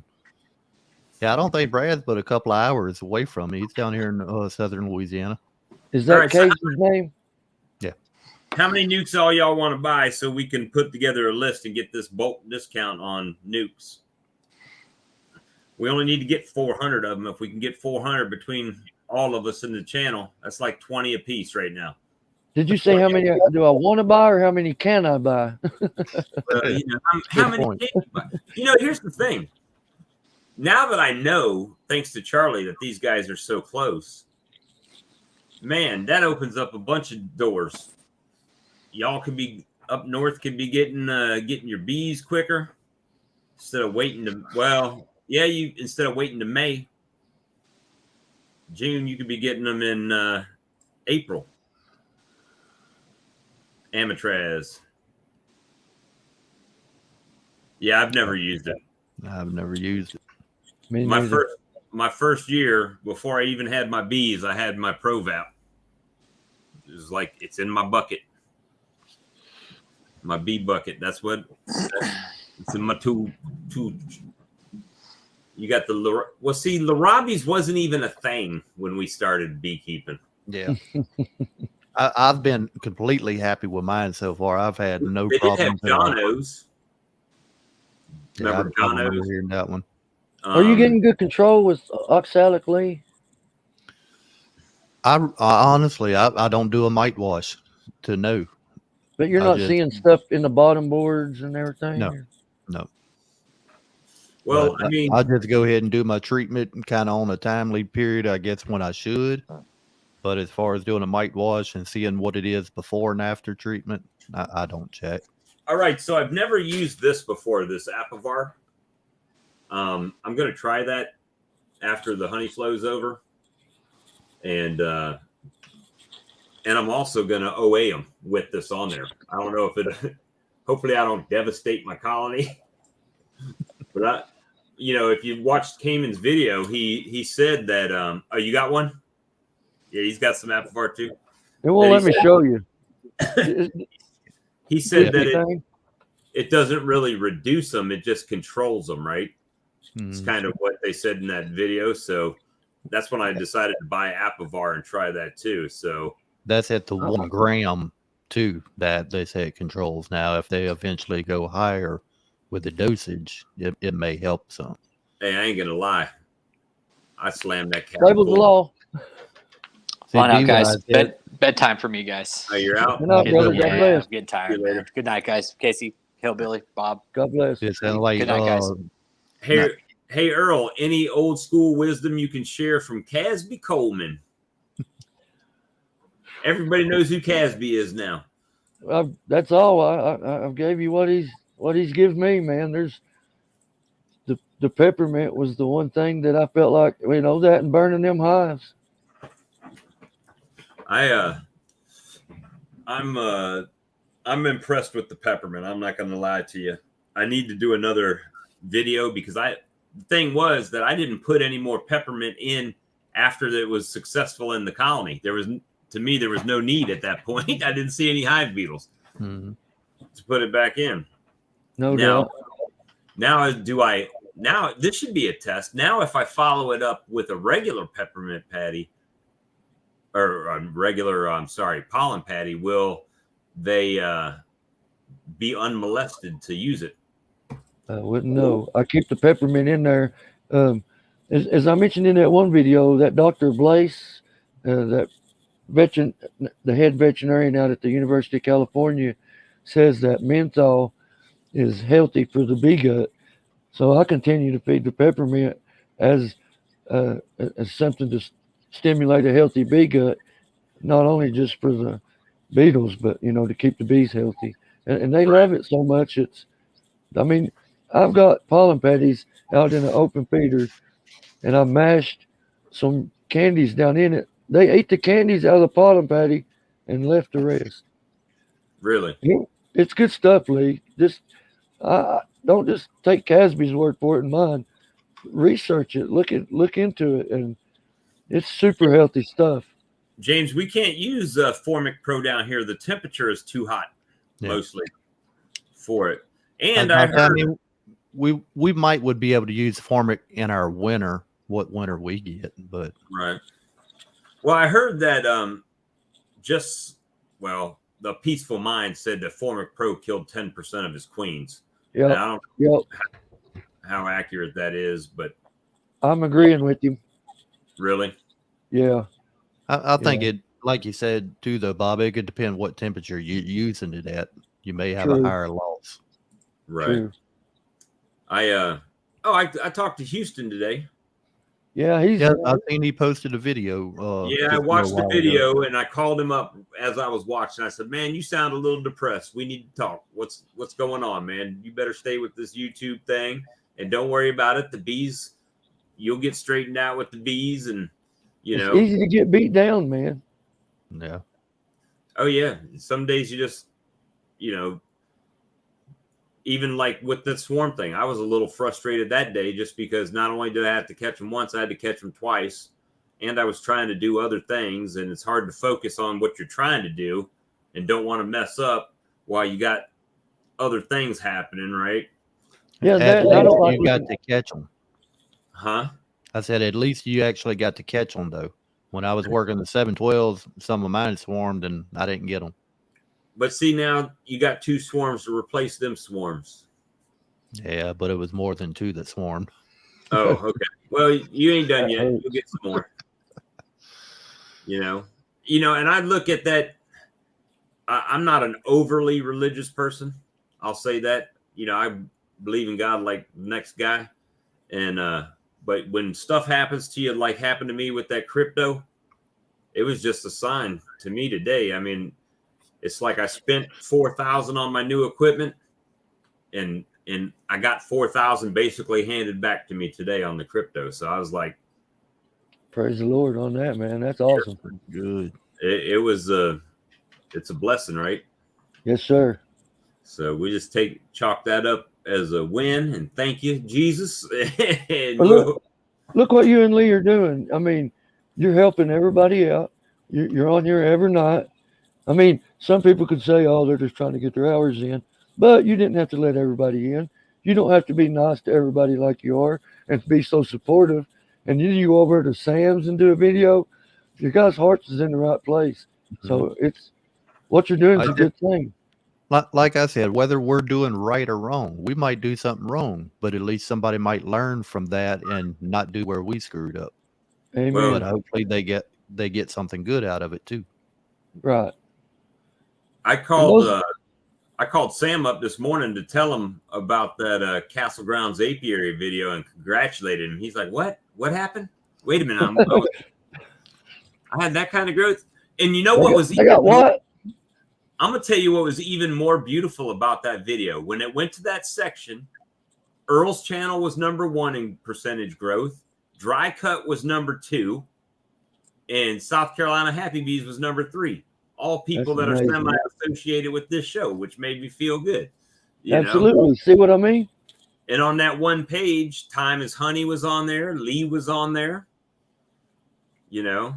And you was on one too. I know. Yeah, right before he shut off. And the only person that had more keeping videos out than I did this last month was Black Mountain Honey. And then he made the statement. He said, "But if you looked at hours watched, I bet you Walker B Ranch would have been number 1 because of these epic live streams that go for 2, 2.5, 3 hours, 4 hours, 5 hours, 6 hours. You know, what was it, 5 or 5.5? 5.5 hours. We went that one night. I love Black Mountain Honey, but I can't watch the videos he puts out, so many of them at a time. I'm behind. It's hard to get caught up to him. I say that's almost a full-time job there, just keeping up with the video. Hey, I tell you what, if he's got a video, he's got a video series, and I've said it before, you need to go watch from beginning to end when you got time. It's called My First Nucleus Colony. And he takes a nuke, he splits a nuke, and he follows that nuke all season long, including requeening it because of chalk brood and doing a Demarest preemptive swarm control and a bunch of different things. And he explains the Demarest way better than I do. It's a better video than I did. And you actually get to see him do it for the first time, not a redo like I did. And so, you know, it's a very good video. He shoots good videos. Did you see that one where that bee stung him in the nose? Yeah. And he replayed it over and over again like a liquid. Yeah. He's like, and he smashed it right in his face. That's what got him stung, I think. He's like, "Oh, that one really hurt." It got him right on the nose. I think I'll get my veil on. Yeah, I had one get me. It landed right here on the edge and stung me on the inside of my nose. Yeah, that made my eyes water. That one did. The only ones I've got in the face, I got one right above the eyebrow, and then I got one in the lip. Here, I'll find the video links. Tell them hey, do me a favor, put a comment on there. We sent you. Let me see. Black Mountain Honey. Let me get this link. It's in his playlists. Where's it at? Live stream comedy. He's got so many videos. Yeah. All right. It's a 25. It went for 25 weeks. All right. So I'll send the link for the whole playlist. Copy. Let me come over here to the stream. I smelled it before I felt it. Oh, you know what? It's the bee you don't see that stings the crap out of you. If you see it, they don't mess with you. This is the one that's coming in at 1,000 miles an hour, ass first, you know, to get you. That's what I found. Like I was saying the other night, the bad thing, and it takes a while to learn, when that bee is coming right at your hand and kind of hits it hard, and you just natural reflex jerk that hand back, that's when they're going to sting you.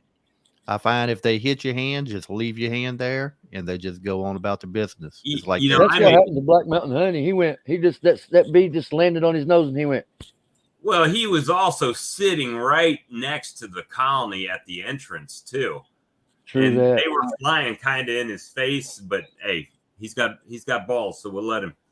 You know, my thing is, I thought that I didn't have any allergic reaction to him. I mean, I went and caught a swarm and took like 13 stings, right? It's shaking this swarm down and thinking, oh, I'm good. Then one day I got stung twice, once on the hand and once right on the eyebrow. I woke up the next morning, looked like Mike Tyson punched me in the face. I mean, my eye was all swollen shut. And, I was like, what the hell? Well, I've had one hit me on my thumb and just one little red dot pop up. That's it, nothing else. But I've had one hit me on another finger, swole the whole hand, my wrist, everything, almost double the size. Well, sometimes you get stung, and it hurts. But then sometimes you get stung, and it really hurts, where they're really like grinding their bottom into you. Yep. Kind of like poking a knife in and twisting it. And it's hard to just sit still and act like that didn't happen, so you don't react to it. But and everything in you just wants to go, ah!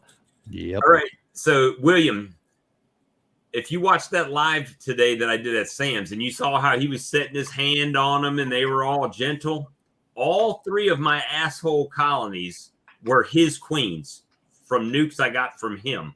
That when they got into double deeps and triple deeps, they just took on a whole new personality in there. There's a bunch of us now. We can be mean. Oh, yeah. Well, I think it could just be a natural response to the fact that my colonies are so close together, and it makes them defensive to try to keep robbing down and everything. So I don't know, but I got, my Desmarais colony is a big colony, and it doesn't do that. Most of my colonies are pretty close to each other. I got enough room between them that if I pull a regular telescopic lid off, I can slide the lid between the hives. But that's about all the room there is. Well, when I took that, I made a split off the Desmarais the other day when I was doing my splits, right? I took the last frame with queen cells on it, put that in the box. I shipped 2 more frames of bees in with it and gave them a frame of food. And that's the extent of that split. And it's literally sitting right next to the donor colony. So I ain't never had enough bees to worry about that. Well, you will. Well, you said you want to keep it smaller, though, right? Yeah, I don't think I would ever want more than 10 myself. It's just so I don't know. I don't want to be able to get them so far out there that it happens to me like it did last year, that things happen to them, and by the time I get there, it's something I could have prevented, but because I didn't get there in time, just like you were saying, being at work all the time, Lee, unless I can be there for them, I don't want to get too many, because I feel like around here you got to drive 45 minutes to get, a crow could fly over there in a minute. Yeah. But to actually drive it, you got to go. It's crazy. It takes 30 minutes to get down to like my mom's or over to my brother's. Yeah. Well, I'm hoping to get to the point in the next couple of years that I can just go to it full time. I mean, if I still had bills and this and that, yeah, I'd have to keep working for a little longer. But everything I have, I'm paid for. Yeah, well, I'm on a half-acre lot. Where I live, I'm on a half-acre lot, and I've got 2 neighbors in wheelchairs. And I worry about trying to put up bees here. Well, what if something happened to them? I just don't think I can forgive myself. Yeah, I got the 9 frame spacers as well. I got 1. I bought 2 just so I can set one on the front and one on the back and kind of even both ends at the same time. Well, we knew you were extra anyway, so. But I didn't get those from Man Lake. I just got them on Amazon. Yeah, you can get them from Man Lake. You can get them from Blythewood Bee Company. You could probably get them just about everywhere now. Man, old Lee's like the redneck Fred Dunn, ain't he? I know, right? Got everything, man. Telling you. Now I got to make my honey house. I gotta deck out the inside and make it look like a little studio and have the computer on there so I can sit with my extracting equipment on one end and my live stream on the other side. Get you some of those blue lights so that it'll flash off everything chrome and look cool. Yeah, hey, William, my blue light looks a little cool back there bouncing off my bottling tank. That's what I was talking about. Hey, don't be talking about your unbottling tank. I was about to say, I wonder how it's going to look on Bob's unbottling tank, though. That's it. Yeah. If I don't sell some of this honey, I'm going to have to dump it all back, unbottle all this, and put it back in the warmer. Yeah, he told me earlier, we was on the phone. He was telling me about his little cryptocurrency excitement today. I said, all right, hold on. Which equipment are we buying first? I know, right? I've been looking at those bottling tanks since I started looking at the other equipment. And I do need another bottling tank, Bob. I just haven't looked at. The thing is, the one that I want is 230 volts.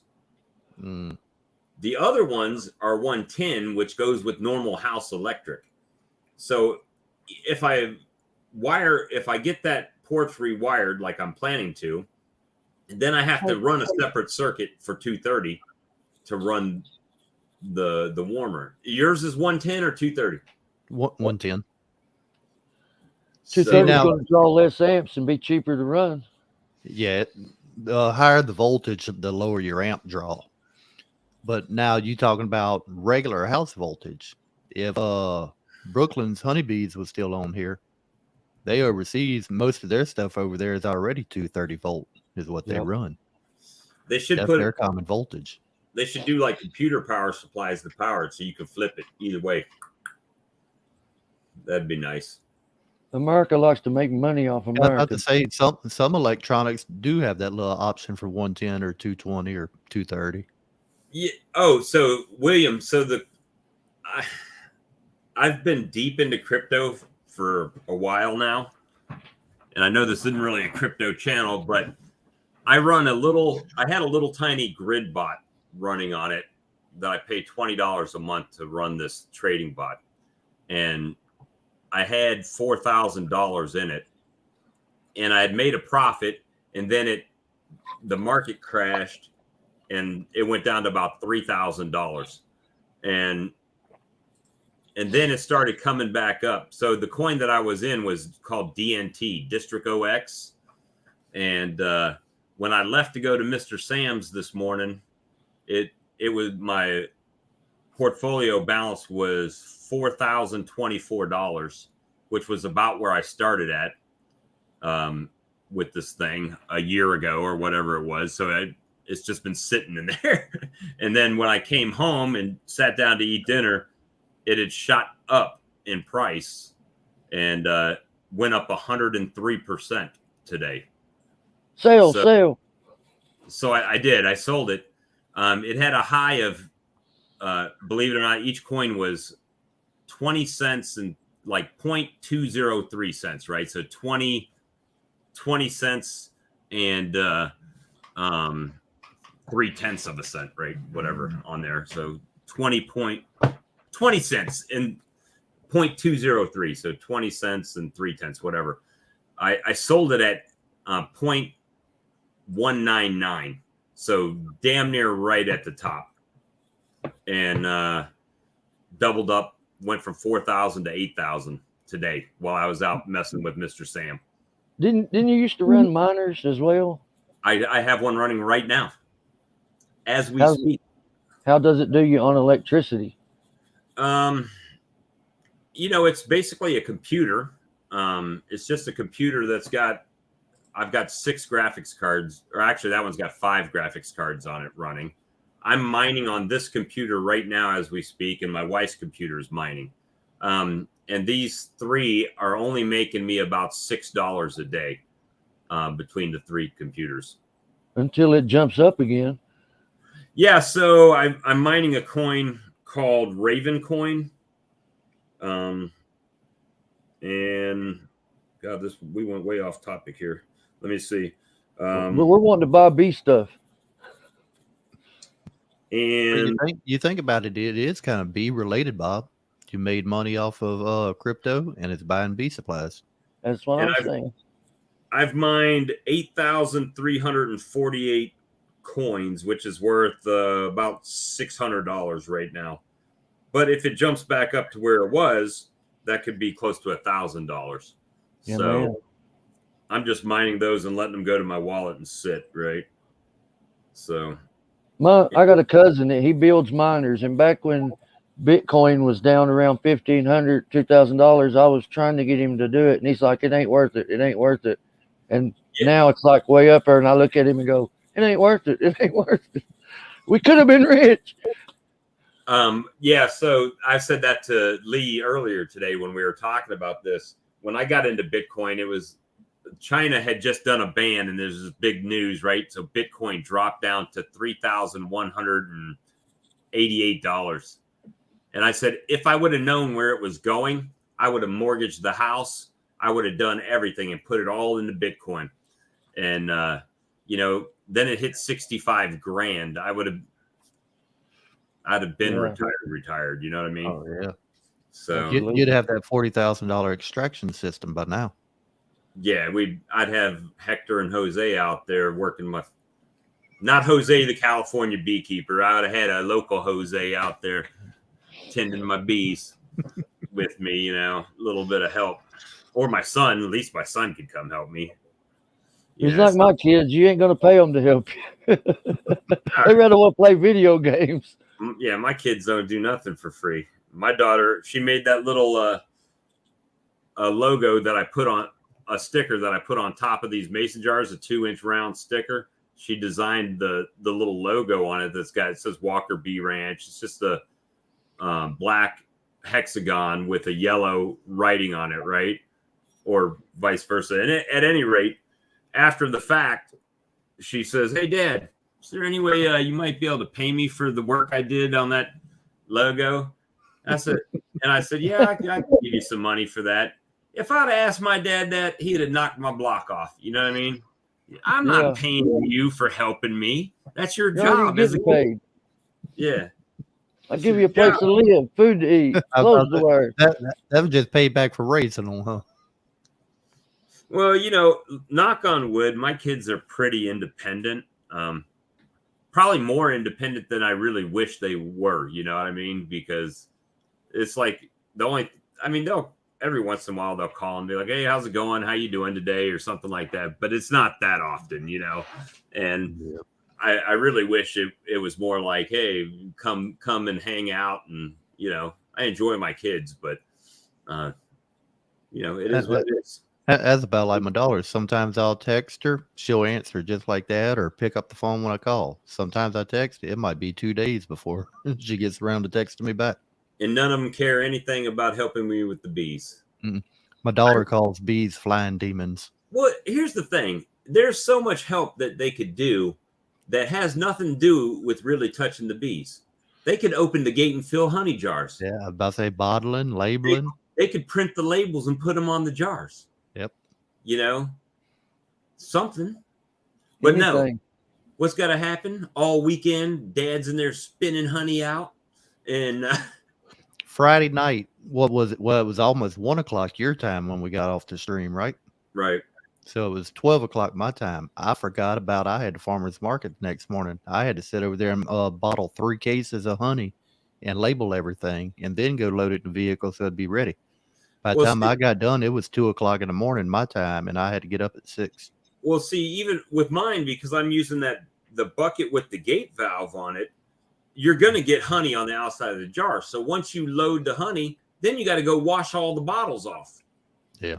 So I got to move all my bottles over by the sink and rinse them off and wipe them down and then dry them and then wait for them to be fully dry so I could put the stickers on them.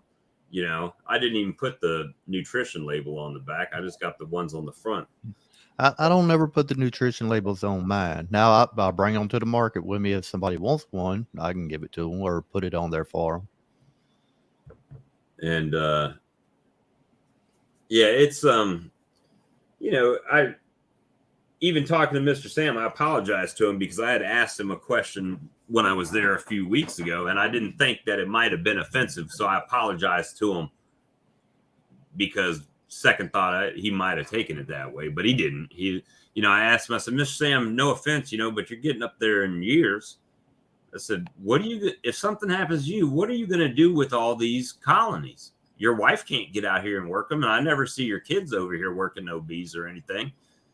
He said, "Well, she's already got instructions. If something happens to me, you're the first person to call to take care of all these bees." So, I guess at some rate, I'm kind of wield some bees in the future, but even if something happens to him, I'd come over there just to help him for nothing, right? Just to help him. And, but it's the thing that he thinks enough of me to even consider that. He said he's already talked to her about it if something happened to him. I wouldn't worry about it so much, Bob. Everybody has the right reserve to scratch their throat with their toes every now and then. I mean, that's just being human. Right. I know I do. But I never heard it put that way. Hey, I'm not going to lie to you. I mean, I'm 52 and I think about it already. You know, I mean, if you think about it, I got less years left on this earth than I've already spent. Yep. Because I'm not going to, I smoke.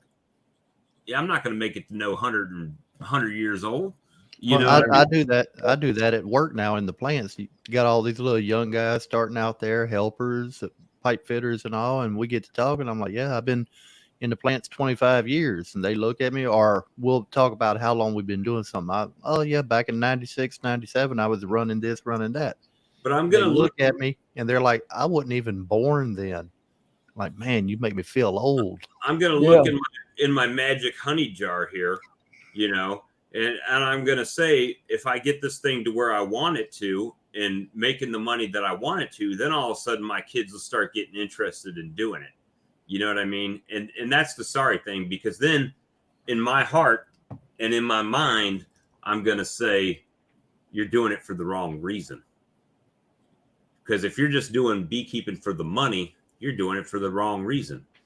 Yeah. I do beekeeping because I enjoy it. And one of the benefits of beekeeping is the honey, because you got to do something with it. Otherwise, you're going to be catching bees out of your trees all the time, you know? So, or giving them away. Right. Or giving them away. Well, yeah, giving them back to nature, right? Yep. And it's just one of those things that you want to, I want them to be excited about doing something, you know, that it shouldn't be, it is physical work, right? It is mental work, but is it really work if you enjoy doing it? No. You know, how much time do we spend on these live streams? It's not work. I'm not making money. And if I do make any money, it's not much money, you know?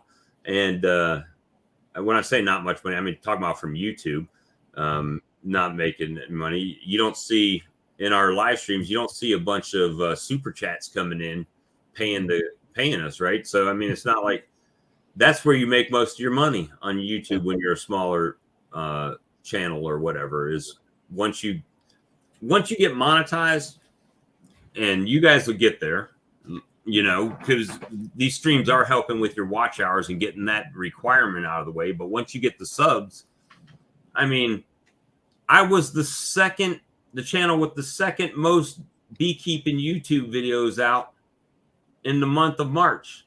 And I haven't even made $50, like $45.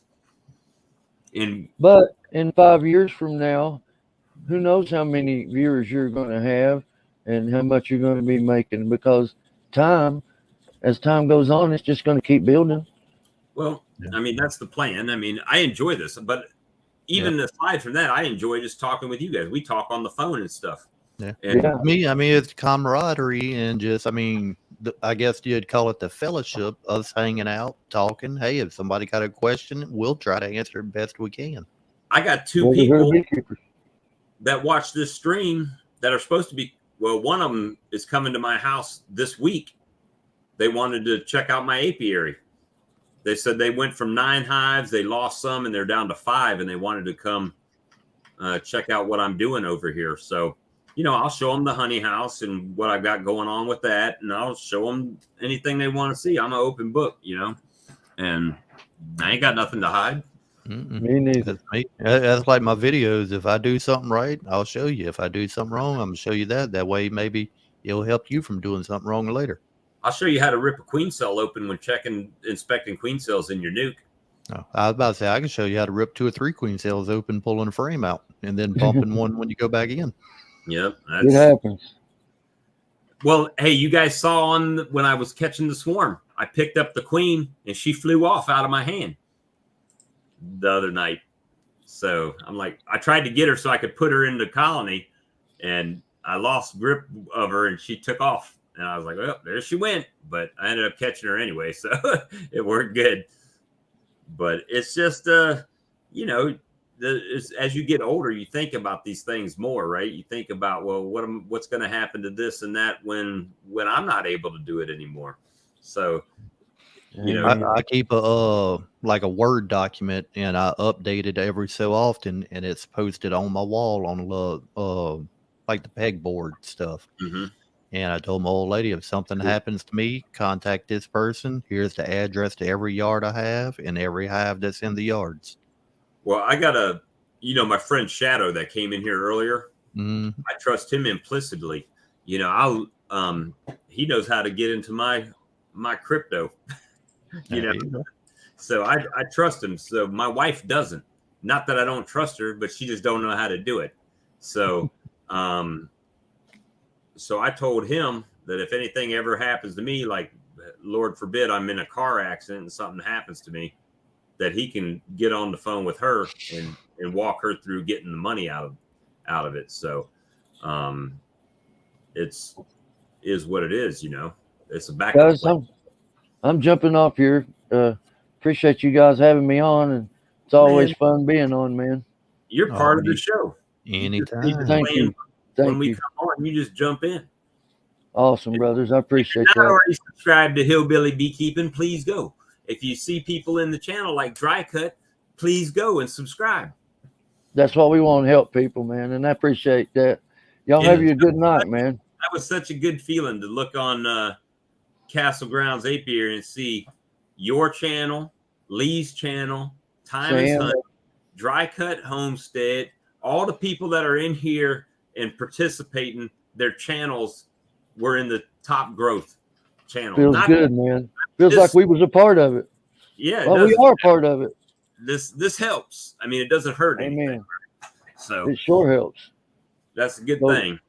Have a good night. I love y'all. God bless, and God bless your bees, man. You too, Earl. Have a good one. Yeah, well, I'm looking at the time. I've went a little over an hour past what I was planning because I got to get up at 4 o'clock in the morning. I got to take my mom to the doctor in the morning. So the and when I went to Sam's today, I saw a Apamay bottom board with a Beekeeper 10 frame box and a Apamay feeder and Apamay top on it. And I said, Sam, what the hell is that? Because I know he's not the plastic guy, and I know he's not spending $200 on a Apamay colony, right? Or a hive. And he said, man, that's some stuff that, he sells nukes, right? So he said, that's some stuff a person wants me to put a nuke in until they can come pick it back up. I'm not doing that. Well, it was all undrawn foundation. And you think so? William, you think most of your subs came from these live streams? Well, that's good, man. Just keep on coming. We'll keep letting you in too. Like I said, everybody subscribe to each other in the chat here. You see that name, click on it. If you ain't on Bob's channel, click it. If you ain't on mine, click it. We'll all work together. Has anyone had a Spanky sighting? If you see Spanky, Filament Corner, right? Yep. Tell him to come on back. We're not mad at him. He can come in. He's mad at us, I think, unfortunately. He just hadn't been here since that night. Yeah. Yeah, maybe we'll get him back. Hopefully he's just been busy working or something, but we'll get him. Well, the good thing is that we're all working together to try to make things happen for each other. You didn't just hear a little noise in the background here, did you? I didn't. Okay. I'm just kind of testing the mic. I had my laser printer going. The laser label printer? Nah, just a regular laser paper printer. But anyway, you got to go to work. I got to go to the doctor with my mom in the morning. And then I guess I got people that say they're going to come get honey, but they always say, oh, I want honey, but then you never see them show up. I don't know what's going on with that. But I did order my my signs. So they should be coming in. Might have somebody just drive by and see you and pull on in. I hope so. Had to put your little another sign at the bottom of it that said honk horn. Honk horn when text this number 3752 or whatever. Yeah. For honey, honk horn. That's yeah, I don't know. We'll see what happens, but I sold a few jars this weekend, but not like it has been in the past, so it slowed down. Yeah. So maybe back up. Novelty is worn off. Well, they did go kind of, when people are buying 11 and 12 jars, at a time, it might take them a minute to go through it. Yeah. Well, I had one guy back in December. He met us down there at the farmer's market. I want to say it was 9 or 10 jars and then like 20 something lip balms. But what he was doing, he was giving them out as Christmas gifts. Right. That's I may do that this year. Get some of those real nice decorative honey jars with the little honey wand in them, whatever you call that thing. Honey dipper. The honey dipper that you've seen the little jars that are hexagon. They got the wood tops on them with the honey dipper in them. Yep. They're expensive, but I buy the big pack of the honey dippers and I have them on my table to sell at the market. You could drill a little tiny hole in it and string it around there and hang it on the side with your card on it. Yep. Usually if somebody buys a couple of jars at one time, I'll just throw one in the bag for them. They're probably not that expensive, are they? Nah, they ain't bad at all. Not when you buy in bulk. Right. Now you go to Walmart and get them. I mean, depending on what size you get, you might $3, $4, $8, depending on the size. I put them on my table for $1.50. The bad thing with Walmart or anything beekeeping, it's like you're at the gas pump. You just hear ching ching ching ching ching ching ching ching ching ching. Everything. It's like nickels and dimes the crap out of you. You know. But eventually I hope to get to the point where I got enough of everything that I'm not going out every year and having to buy 50 boxes and this and that. So we'll see. See what happens. If I can get these nukes that I just split, if I can get them up to 5 frames and graduate them to a 10 frame this year, I'll be happy. We'll get there. But that's what I told Renee. I'm about to get rid of a bunch of my chickens. I got 70 something chickens in the back.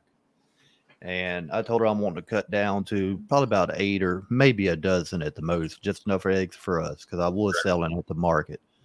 But I just don't have the time to wash 30 dozen eggs every Friday night for the market Saturday morning. Well, see, you're better than me because if they come to my house, I just tell them, look, these just came out of the out of the coop.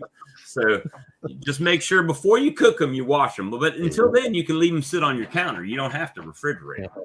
Well, I go every 4 or 5 weeks and I was buying 500 pounds of feed.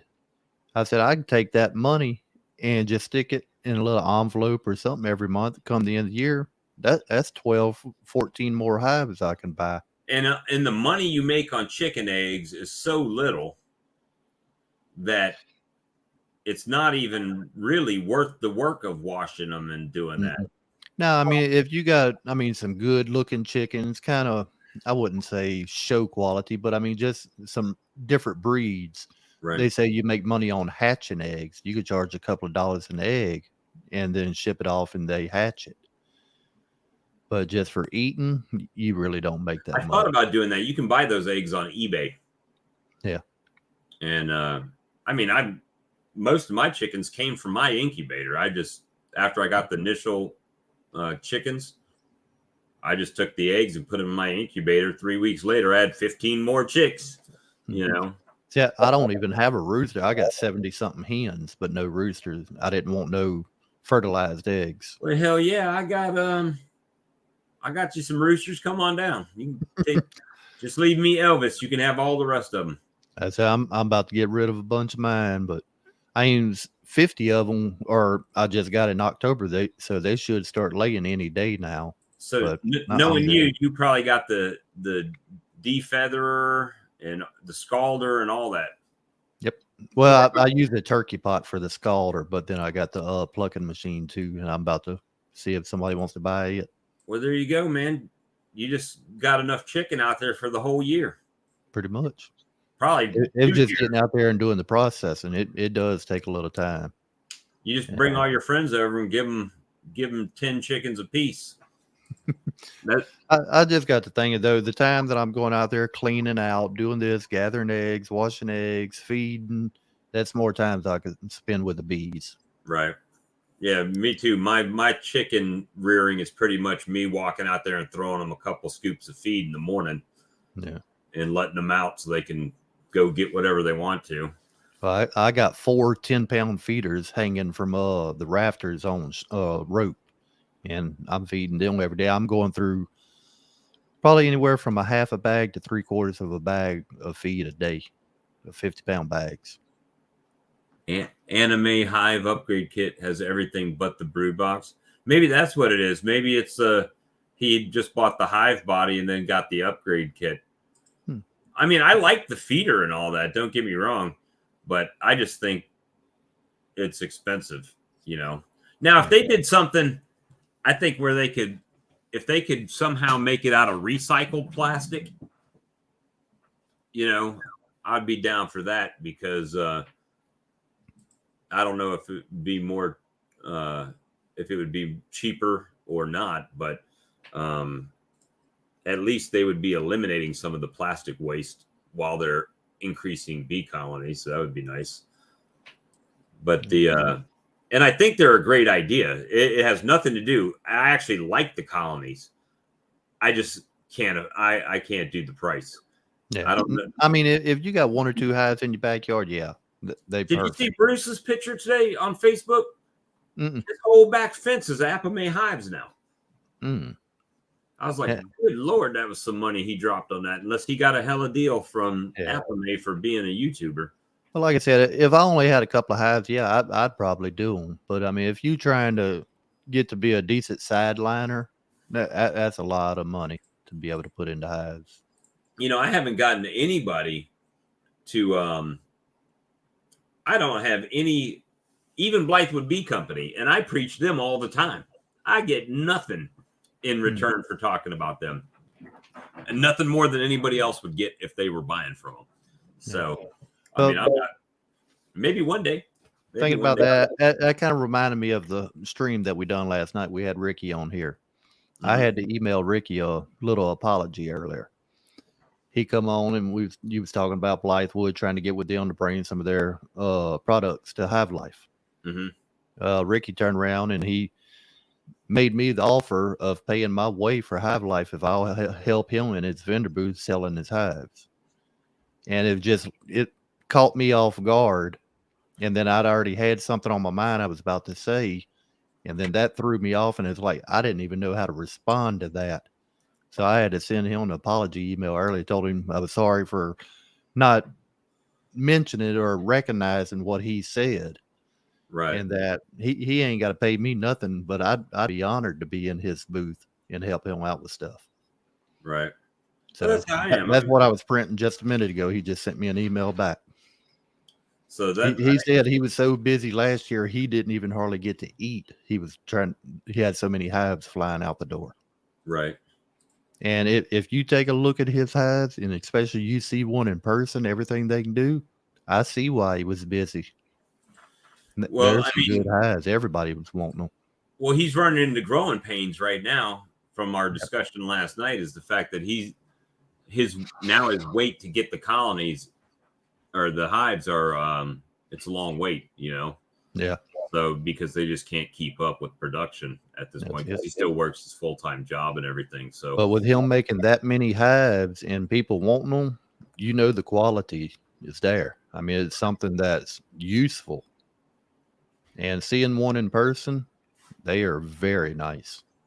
So you haven't checked the one you put in there yet? The splits you've made in there? Nope. I wanted to, but I don't want to disturb them with a freshly hatched queen. I don't want to piss them off. And it's got 2 frames of brood in it. Yeah. Well, actually, one of them I made to a 4 frame, and one of them I think was a 3 frame split. Okay. So I'm going to wait to this coming weekend to go in and check them. Well, then whenever I put the new swarm out there today on the side of it, they did have a lot of activity coming in and out of the horizontal. Hell, you know what you could do just about?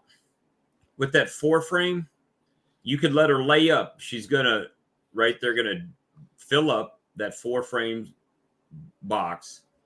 You could move her and 2 frames over and leave a frame and 1 frame behind with the food in it, right? Because they're gonna put food, brood, probably. Yep. And then you just made a queen nuke out of that, and you got your 2 frame over here. Or you can just stretch that and make it a 4 again. And that's what I was thinking, basically splitting that split eventually. I mean, we still got enough time to do it for this flow. Let me see. Yeah, he actually commented on my video today. He said that in that live, he said, y'all put enough thing, you could have done 4 videos on that. That's what I told him there. I said, man, I'd be honored to help you out in your booth. You ain't got to pay me nothing, or you ain't got to pay my way. I said, I'd be honored just to help you. Well, I'm only about from Sevierville, I think 3.5, 4 hours. That's how far we are. I'm about 10 hours according to Google Maps. I mean, stop, gas, this and that. It'd be about 12 hours. So it's going to be interesting, but we'll see. We'll continue to chat. I don't know. We don't know when we're going to go live. We've been live pretty much every day this week, except for Wednesday. I believe so. And it's been a good week of bees, though. At least for the Southerns. Northern people, I mean, they still can't get in the hives a whole lot yet. And I'm sure they'll be kicking off before long. Well, the funny thing is what Charlie's saying, their temperatures has been okay during the day, but during the night, they haven't been that good. And, back 2 months ago, that's kind of how it was here, right? Warm in the day, cold at night, but I was still getting in them. And doing stuff. So, it's just about where you're at. But anyway, you got to go. I got to go. It's midnight here now. Yeah, I got 11 o'clock and 4 o'clock comes early. All right. I hope everybody in the chat has a good night. Thank y'all for joining us in. We'll definitely be here Tuesday, 7 Central, 8 o'clock Eastern, and possibly even tomorrow night if something happens and we got something to talk about. That's it. All right. Well, guys, have a good night, and thanks. Please subscribe if you haven't. Throw the thumbs up, and we'll talk to you next time. Y'all have a good night.